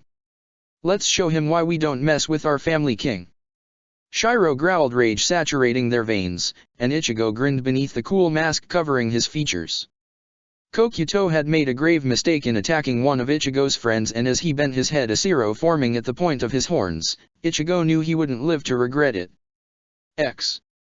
Chapter 70, Bronze-Tide. X. Karen coughed blood, the taste of iron pooling in her mouth as she pushed herself up from the cracked pavement, her muscles protesting and the cut on her shoulder throbbing, the pain dulled by adrenaline. Ten no Senko Jetsu bristled in her mind at the sheer audacity of their enemies as she stumbled for a moment regarding her opponent, who watched the battle with a half-hint of a cocky smile glinting along the edge of his claymore. Yuzu was pale where she stood beside Karen, the gunbei held in her hands shaking, whether with fear or anger, the older sibling couldn't identify, even as Yuzu began a quick healing Kido to stop the blood. Frowning, Karen stepped in front of her sister and analyzed her opponent, Kyujo Jinjo. A former substitute Shinigami, and now the leader of Skyushin, who had decided that the only way to seek revenge on Soul Society, who had apparently betrayed him by tracking his Reisu, seriously why, was through attacking the Kurosaka twins' family and friends. He had attempted to recruit Chad, who was also apparently a Fullbringer, their friend who they shared a promise with, who trained with them every week so that they could defend Karakura, who had protected them when they needed it, and they had returned the gesture in kind. They had failed, though they had given Chad some answers, but it had been enough of a warning sign to the twins, enough to make Karen glare with suspicion at the man who oozed bad news when he attempted to talk to her, and for Yuzu to suggest calling Ichigo. He hadn't answered, which had been troubling in of itself. So, they had voyaged to Hat Enklog's shop, where the shifty Shinigami had stared at the twins over the lip of his fan for a good century before handing over a note from Ichigo. It had warned them of Tsukishima, apologized that he was unavailable, and a reason hadn't been given, but they were both more than aware of what was brewing on the horizon, informed them that Rukia was arriving as a representative of Soul Society, and a force of Shinigami would be dispatched the following week. The twins had debated the merit of waiting for Soul Society to arrive and handle the situation. They had had no clue how to deal with Skyushin, and there were arguably more of them. They held no grudges against Soul Society, therefore, a plan of infiltration was weak at best, and attacking them outright on their own was a risky maneuver. But Skyushin had attacked them, had gone after Nozomi, Chad, and even Tatsuki in the hope of drawing Soul Society's attention. It seemed like a foolish move considering what little connection the twins held with Soul Society. It was obvious that Skyushin were idiots or desperate. Kisuke had happily suggested setting a trap if they continued to attack their family, and Yuzu had been more than happy to plot with Yuryu. Karen was just content with getting to beat up the bastard who had attacked her friends. If Karen glanced around her, she could see Nozomi, Chad, and Uriu in one area of the abandoned warehouse they had led the members of Skyushin to, while the Bount twins and Rukia were in another area of the warehouse, and Yuzu had protested the still in middle school twins fighting with them, but in the end had relented. They were all engaged with their own opponents, Reisu filling the air like an incoming storm while water whipped about in the same equivalence of a tsunami. It was a far different sight from what had occurred when they had first entered the warehouse. Leading most of Skyushin, the old man had stayed behind, on a merry chase after questionable chemistry near their base had exploded. They had stumbled inside, the Fullbringers stumbling after them, and when they were all gathered, Tsukishima and Jinjo had stepped forward to parley or spew propaganda. They had felt the Reisu fill the air, bitter with a faint hollow taint and something worse, as Jinjo questioned why they had led them here. He had been stalling for time. There had been a moment, terrifying in a way that sunk to the very depth of Karen's being, where Chad had begun to walk forward, eyes frighteningly blank. Whether they had planned to use him as a pawn or a hostage, Karen couldn't say. But she had felt fear and anger coiled so tightly in her chest she could barely breathe, and she wondered if this was what soldiers felt when they faced something too horrifying to comprehend. Before the situation could get out of hand, Rukia had stepped forward, Shikai glinting in the pale light and with eyes that seemed to suck all warmth from the room. She had encased Tsukishima in a pillar of ice 10 feet thick. The mere thought of what the bastard had intended to do lit a fire in Karen's chest, and she wouldn't let the man walk out of the warehouse without paying for the attacks on her friends, regardless of Soul Society arriving within the next hour. Clenching her fists as Jinjo's Reisu flared, Karen shot a quick reassuring glance over her shoulder to Yuzu, who had finished the healing, before she shot forward. The air around them was filled with a heavy mist as Karen coalesced Reisu beneath her feet and used her perch to jump in the air above Jinjo's head. He was getting cocky, thinking a lucky shot would stop Karen. The raven-haired man's claymore whipped up in an attempt to bisect Karen, who only coated her hands in ice and caught the blade, halting the motion of the blade and sending the ice spiraling down the steel. The Fullbringer attempted to use Karen's grasp on the blade to throw her to the ground as he slammed his claymore towards the already cracked pavement. Karen let go of the blade and used the momentum to launch a roundhouse kick towards the bastard's smug face. Jinjo's sharp features widened in surprise before flickering to anger as the man ducked her kick and whirled around with his broad blade. The raven-haired twin ducked under the blade, hearing the air snap above her as the blade passed. Taking the advantage offered, Karen darted into the man's personal space and let her fist collide with the man's torso, fire collecting around the heavy gauntlets protecting her hands. The leader of Skyushin flew back, crashing into the ground, air leaving his lungs in a wheeze at the force of Karen's punch, even as she chased after him, not giving him the chance to use the reach his weapon provided. In this battle, Karen had the advantage. She was light on her feet and fought in close quarters. Jinjo, on the other hand, had a sword which leaned to a long reach, and overall, he was much slower than the Kurosaki who had trained with Yoryuki Shihoin, the proclaimed goddess of flash. Jinjo caught himself where the pavement cushioned his fall and slowed his momentum. Stabbing his large blade into the ground, he turned, using the force of it to launch forward at Karen. The raven-haired twin ducked under the attack, but as she made to attack his open torso once more, Jinjo dropped his claymore and brought his fist around for a sharp uppercut. The raven-haired Kurosaki narrowly dodged the uppercut. Stepping back on uneven footing, she was forced to spin out of the way as Jinjo pressed his advantage. Before the man could advance further on Karen's precarious stance, a gunbei flew through the air and landed at the man's foot. Immediately, ice encased the limb, shooting up and around the man's leg and immobilizing his movement.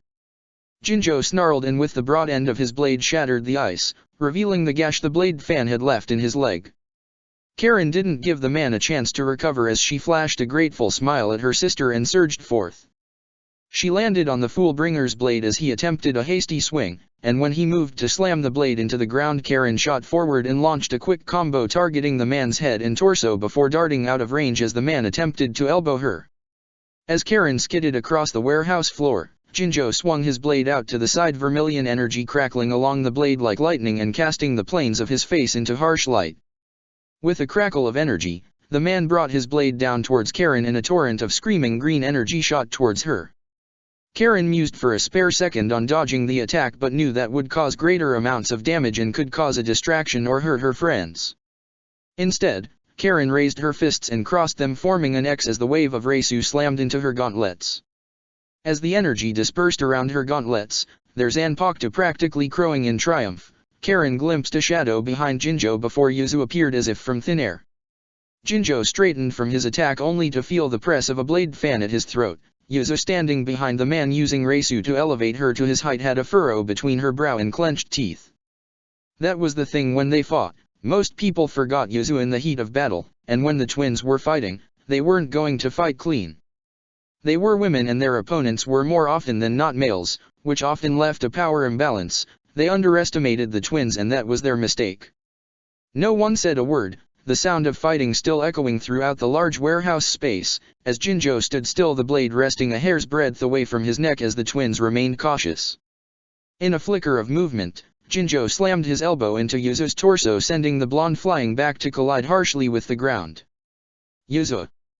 Karen called out, voice thick with emotion as she watched her younger sibling collide harshly with the pavement. Protective rage bubbled and filled Karen as she thought of her enemy attacking her baby sister. Yuzu was a distance fighter, so she was out of the battle, out of harm's way, and damn it, it was Karen's job to protect her. Before Jinjo could advance on Yuzu, Karen shot forward and in a rapid burst of shunpo connected her fist with Jinjo's smug face. The Fullbringer was sent crashing into the ground and Karen ignored him, instead rushing towards Yuzu, who was slowly shouldering her way to her feet. The blonde flashed a pained smile towards Karen even as she coughed and one of her hands began to glow with Kido. Karen knew they were in the middle of a battle, but she couldn't help checking her sister over. It was her fault Yuzu had been hurt and it was her duty to look after the blonde. Yuzu tapped Karen's hand in a reassuring manner and gently said, "I'm fine, finish the bastard." The older Kurosaka sibling nodded with a grim frown and turned to face Jinjo, who was grinning as a wave of green Reisu once more careened towards the girls. Karen rose to her feet and once more dispersed the energy, standing protectively in front of Yuzu before she stepped forward and appeared in front of Jinjo, quickly launching a jab to his torso followed by an uppercut and finishing with a roundhouse kick. The Fullbringer staggered back for a moment at the force of Karen's attack, but she didn't give him a minute to recover as she followed him, punching his stomach, under his chin, elbowing his groin as he sunk to his knees before with a crackle of Reisu ice encased his hands and feet. Jinjo stared in shock at Karen, likely not expecting a female teenager to defeat him. They were always surprised, even as Yuzu handed her a gunbei and cast a restraining Kido. "You're an idiot, you know that? You think the way to get revenge is to attack a bunch of teenagers? We might be associated with Soul Society, but that doesn't mean we serve them or anything like that crap. They don't need us for that. They're the freaking Goti 13. They monitored your powers, you say. They were out to get you, holding you back? Well, for one thing, you killed other Shinigami. So, in hindsight, maybe it was a good idea in the long run, and two, you were alive. Do you know what too much power can do to someone alive? Even if humans are flexible, we can only hold so much. If we were one person, we wouldn't live past the age of 50. You say Soul Society is corrupt, that they're run by a shadow organization or whatever. Not anymore. They got rid of the Central 46 bastards before I was even born. And yes, there are still problems, still feedback, but it's not current. Yes, you were wronged, but Soul Society has changed, it's different, there's far more equality, better resources, hell, even Rungokai is better. Do you even have a clue what's coming? Now isn't the time for infighting, or for petty revenge quests. Get it through your thick skull that Soul Society was willing to make reparations and you ignored them. Focus on the fact that if we don't band together, there won't be a Soul Society to fight, there won't be a world to live in. Karen ranted, glaring at Jinjo as she panted for breath, Reisu swirling around her like a tempest and catching on the silence of the warehouse. She glanced around, noting the halted battles, the attention riveted on Karen and Jinjo, and Yuzu standing beside her, a hand wrapped about Karen's. When she returned her attention to Jinjo, she saw the dawning realization buried beneath the shock of loss and whatever else the man was processing. Curling her fingers into Yuzu's, the older twin shared a look with her sibling, encouraging the blonde to take the lead. Yuzu smiled softly before turning to face the rest of the Fullbringers, who were staring at their leader with varying expressions of shock, revelation, or indecision. If you still seek revenge on Soul Society, then they will be here within the next 10 minutes and you will swiftly be apprehended. It is likely that your sentence will be light considering what crimes you have committed. If you want to leave, then do so now, but remember that Soul Society is far more powerful than a band of teenagers. Regardless, A war is coming, and whether you survive depends on whether you will fight. If you are apprehended, it is likely you will fight in Hueco Mundo or Soul Society. If you remain in the human world, then this will be your battleground. Yuzu stated, voice echoing throughout the warehouse, commanding and powerful in a way few people saw of her sister. Yuzu was just as charismatic as Karen, though the blonde's power lay in her smile and kind nature. The various Fullbringer shifted, eyeing their opponents and their leader. Karen, facing Jinzhou, saw the conflicted expression on his features and stated, the choice also extends to you, but I recommend you go to Soul Society and from there Hueco Mundo if you really want to make a difference. After that, you'll be in the prime location for revenge. Karen cautioned with a bare touch of an ironic grin. Jinzhou studied her for a long moment before he nodded, and with that motion, the other Fullbringers surrendered. A moment later, the doors to the warehouse opened as if by the will of the wind, and Ichigo, followed by his partner and a contingent of lieutenants, stepped into the warehouse. The orange-haired Shinigami shared a glance with the Kukaki captain before the lieutenants dispersed to apprehend the Fullbringers, and Ichigo glided towards Yuzu and Karen. Nice of you to finally arrive, Ichi and Karen greeted dryly while Yuzu slapped her on the arm in reproach. Their brother just eyed the two in fond amusement laced with caution as he identified any wounds before his gaze flickered to Jinzhou and back to the twins with an apologetic tinge. Jinzhou surrendered on the condition Skyushin be allowed to fight in Hueco Mundo when they come. Yuzu stated, informing their brother, whose eyes widened at the information, and he murmured, you know? Of course, if I can feel him waking, you will as well. Before, in a much louder tone, he stated, that can be arranged. Ichigo nodded to Byakuya, who had been standing a fair distance behind his partner. The captain swept forward, glanced at the ice before returning his attention to the twins unimpressed. Yuzu blustered apologies even as Karen unfroze the man's limbs and allowed the captain to lead Jinzhou away to where the other Fullbringer were standing, while the twins' allies were speaking to a lieutenant. The twins turned to face Ichigo. He looked tired, and not the regular tired that hung about him like a second skin. This was deeper and near intangible in its existence. There was also something grim to his features. Ichigo sighed and ran a hand through his hair before regarding the two with careful looks filled with affection. He stated, you both know you'll be stationed in the mortal world, right?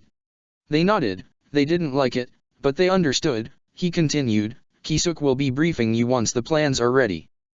It's unlikely any of the Sternritter will appear, but if they do, you have a wide variety of allies to draw on, and I think Nell was considering coming to help out as well. You likely won't see me again till the end of the battle. If I survive, went unsaid, but I won't allow him to win. I won't allow him to destroy our world. You are both so brave and amazing. I love you both. Please stay safe. They both rushed forward and hugged Ichigo, their brother, who was tired, who had done so much for them, for the whole world, and deserved a break. Karen tightened her arms around him, knowing this could be the last time she might ever hug him, even as Yuzu whispered, be safe, Ichi and please come back. Ichigo nodded and pulled back for a moment, eyes crinkling in fondness as he studied the two of them before he ruffled their hair and turned to where his partner was calling him.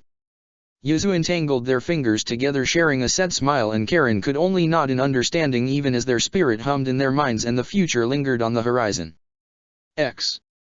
The room was bright, the kind of brightness that dissolved all shadows with the intent of hiding in the corners or lingering about the ceiling. It was almost unsettling, the lack of shadows, as at the same time it was comforting. Ichigo's fingers danced along his thigh as he stood at the head of the room behind the Suteiko, studying the pale walls, the lights cast into the floor and ceiling, as well as the doors at the end of the hallway, closed but only for a short time. Ichigo couldn't remember the last time he had been this nervous. Had it been the night before the White Battle, or maybe the night before he confronted Central 46 to demand they release Aizen?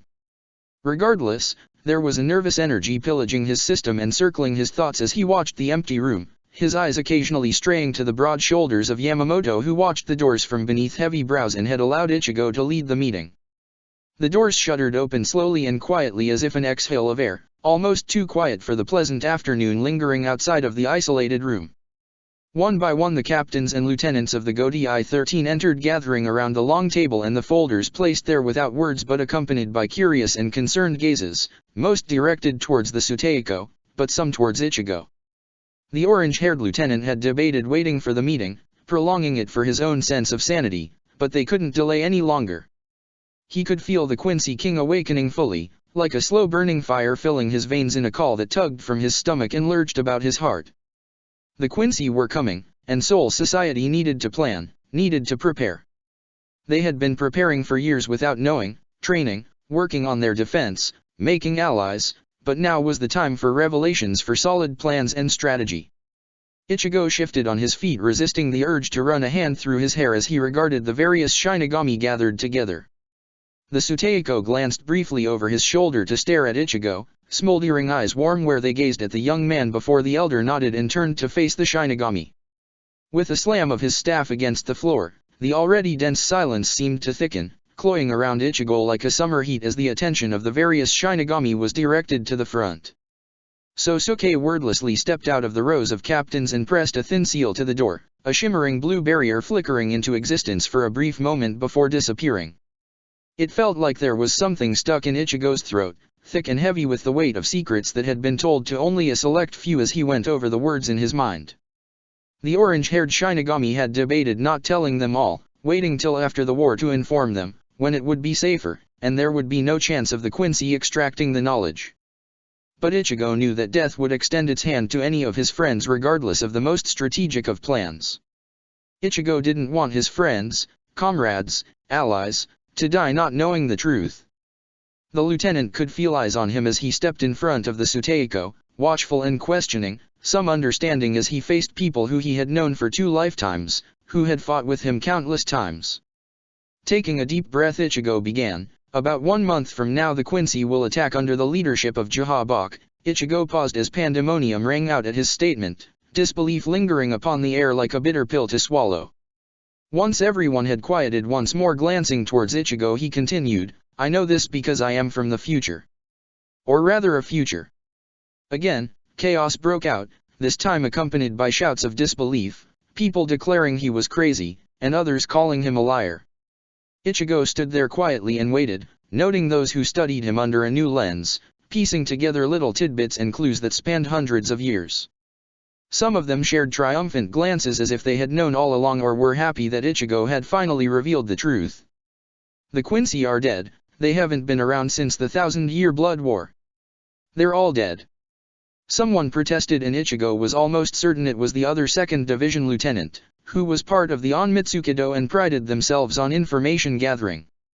Ichigo smiled, or at least it appeared as a smile, but it was something full of teeth as he replied, I assure you the Quincy are alive and well. Whispers of protest rang throughout the room, as people glanced at the shadowless corners and at Ichigo. With a loud bang, the silence once more swept forth like the tides washing away whispers and mutters as the Suteiko commanded attention with his presence alone.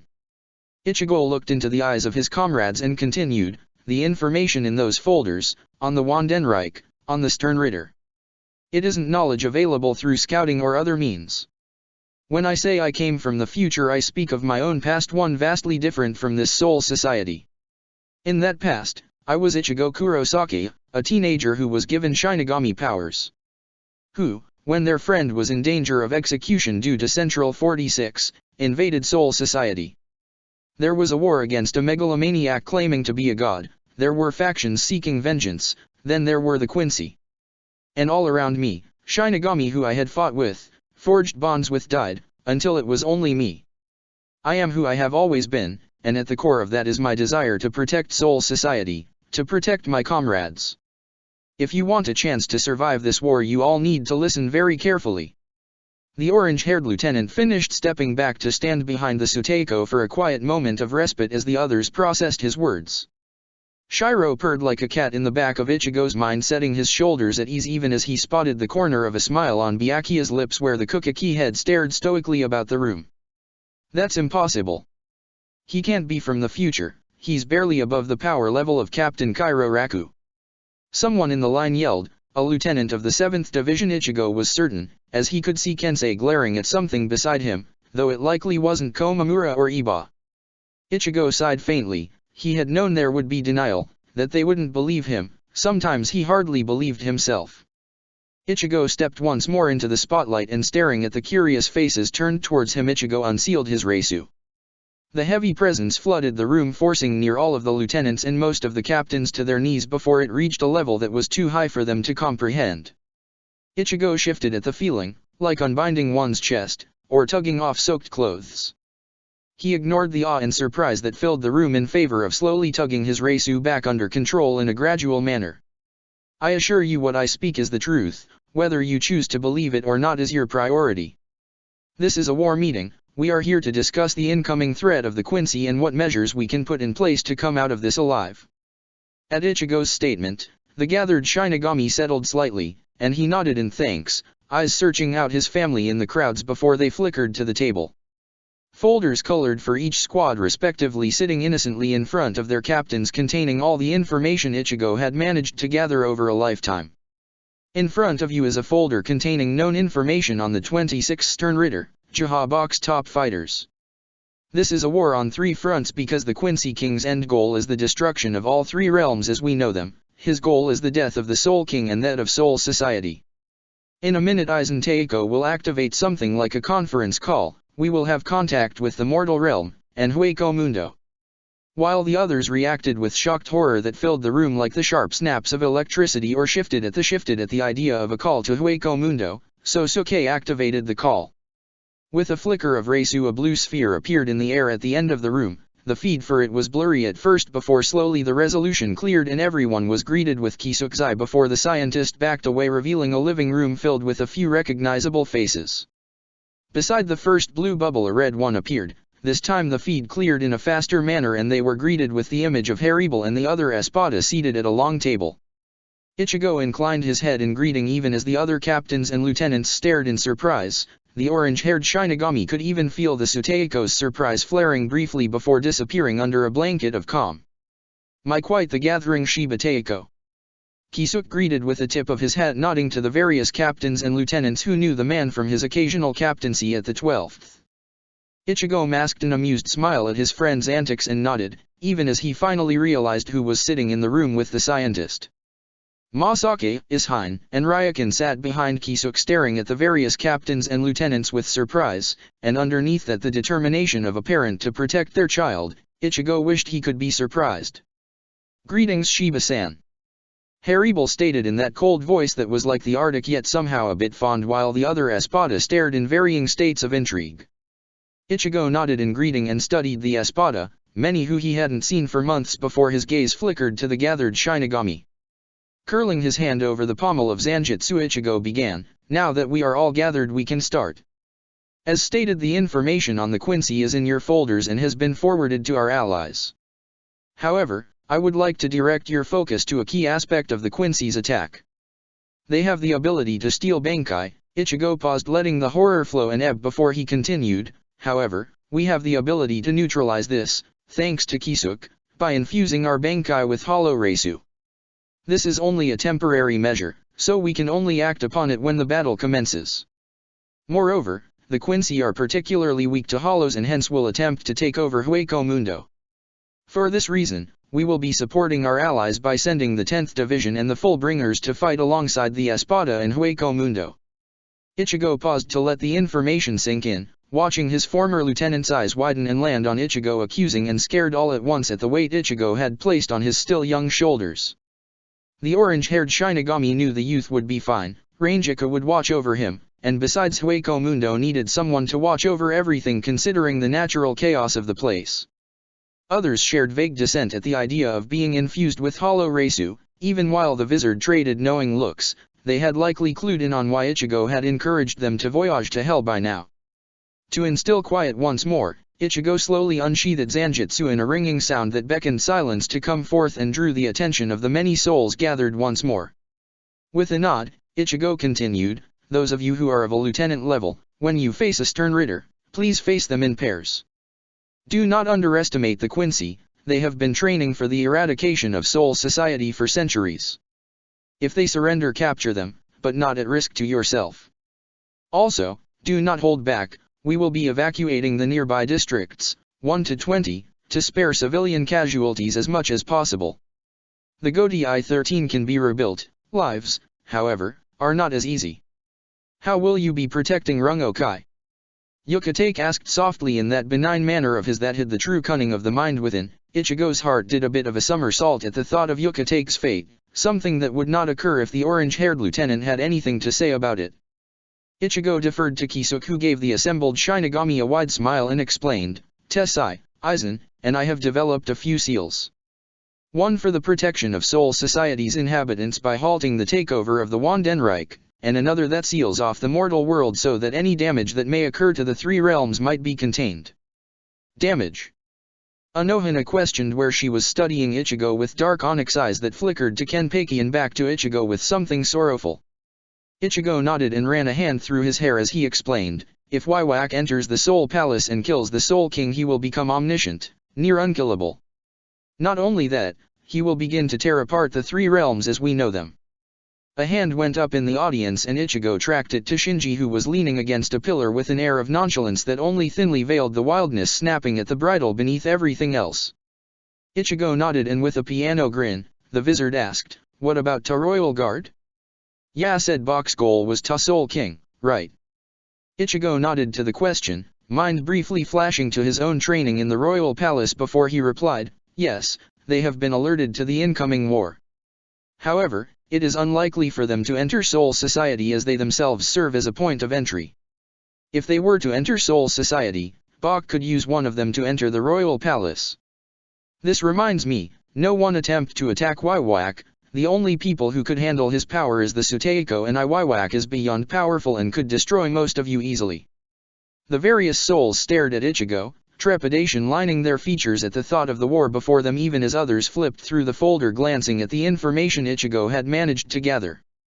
Ichigo took a breath, let the tenseness tightening his chest out. He had done it, he had revealed the truth. Whether his friends believed him was up to their own discretion, but now, unlike the past, the thought of their disbelief didn't hurt as much. Maybe it was the incoming war, but Ichigo felt a little more alive than he had in a long while. The orange-haired Shinigami wasn't sure if it was the prospect of a battle or the end. But regardless, there was something thrilling to the nerves parading about his head. You all have 1 month to prepare, 1 month to train yourselves and your subordinates. The Quincy are coming, but Soul Society, Hueco Mundo, and the mortal realm will not fall. We will hold a meeting 4 days from now. Please come prepared to discuss our enemy and strategies. Ichigo stated, gentling his voice a bit as he stared into scared eyes of his comrades, people who could die in the incoming war, people who he might never meet again. Kisuke nodded, a solemn expression on his features before he waved, and the video feed cut out. He was followed by Haribel nodding, the vicious look of a shark dawning on her features before the second bubble was gone, and the Shinigami began to make their way towards the doors, some in a haze as they processed the information. The next meeting would have more planning and talk of strategy, but for now, everyone needed to come to terms with the information Ichigo had laid at their feet like a chasm, only waiting for one misstep. Ichigo sighed and stepped behind the Suteiko, allowing the man once more to stand in the spotlight. This was why he had stepped down from being a captain. As Ichigo passed the old man, Yamamoto turned and placed a wrinkled but well-calloused hand on his shoulder, his strength great but fading from what it once had been. They both knew that the old man would likely not see the end of the war. He was ancient now, and it was time for Soul Society to be governed by the youth. Regardless, there was a pride in his eyes that drew a smile upon Ichigo's lips and distracted him temporarily from grim thoughts. Kojiro on the other side of the old man nodded towards Ichigo, respect, and the questions in his eyes held at bay for the moment. "Ichigo, why have I been assigned to Hueco Mundo?" Toshiro questioned, where he had slipped from the general stream of Shinigami, slowly walking towards the door to stand before Ichigo. The orange-haired Shinigami quirked a small smile as he ruffled the youth's hair and replied, "Because I know you can handle it. Hueco Mundo needs someone who is experienced in strategy and can command them. Who else would be better than my former lieutenant?"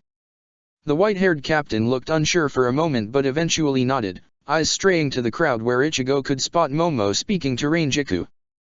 Being a captain suited the young man. It had led to a boost in confidence, and Ichigo knew that sending the youth to Hueco Mundo was the right choice in the end, even if it did make him worry a fraction. Toshiro nodded his gratitude and departed swiftly, the fires of determination licking at his heels.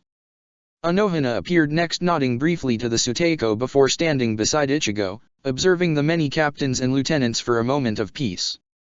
A hand briefly ran over his as the older woman commented, "I suppose Kenpeki will need to learn Bankai? Hanataro and Isane will also need to be prepared, I suppose." Ichigo nodded, a grim expression stealing across his features, tightening his throat and burning his eyes. Anohana must have seen it, for once again she ran her fingers over his knuckles and continued, You will take care of yourself, Ichigo? Take a vacation after this is all over, right? Ichigo quirked a small shallow grin at the comment because they both knew Ichigo was terrible at taking care of himself and that was what Byakuya was for. She smiled, the sort of pleasant smile one rarely saw her sport without a touch of malice. Ichigo turned and bowed in gratitude to the woman who had listened to him, who had demanded he get better and who had actually respected his body. Anohana quirked a brow in surprise but repeated the motion and murmured in farewell, "Come to see me again before the war starts, Ichigo." The orange-haired Shinigami nodded and the captain of the fourth repeated the motion before sweeping away in a whirl of dark ebony tresses thick enough to harbor shadows. When Ichigo surveyed the room once more he found it was empty, the folders on the table gone, and the Suteiko was slowly making his way to the exit, the tap of his cane a heavy beat throughout the room. Rolling his shoulders, Ichigo followed the old man as Zanjitsu Asen hummed quietly a melody from his childhood. As soon as Ichigo exited the room he was engulfed in a large hug by a teary Kaion while Jushiro and Shunsui watched with obvious amusement and Byakuya was grinning at Ichigo's own expense. The orange-haired Shinigami shook his head and landed a well-placed but gentle elbow in his brother's torso, freeing himself from the overbearing man. "Ma, Ichigo, that was very brave. I think we should get drinks to celebrate," Shunsui suggested with a wink even as his eyes searched the room for his lieutenants. Ichigo would have liked to protest that it was early in the afternoon, that they all had work to do, but instead the orange-haired lieutenant nodded, a small smile gracing his lips even as he ducked Kaion's sobbing and slipped over to stand beside Byakuya. The future was coming but they still had a little time. Jaha-bok on his throne studied the stern Ritter, gathered in neat orderly lines and pressed white uniforms. The day where his revenge would be complete was drawing closer, and while he could feel the last dredges of sleep dragging at his shoulders he felt his lost kin, and among them the number one more potential Ichigo Shiba. Check the description for the links to the author.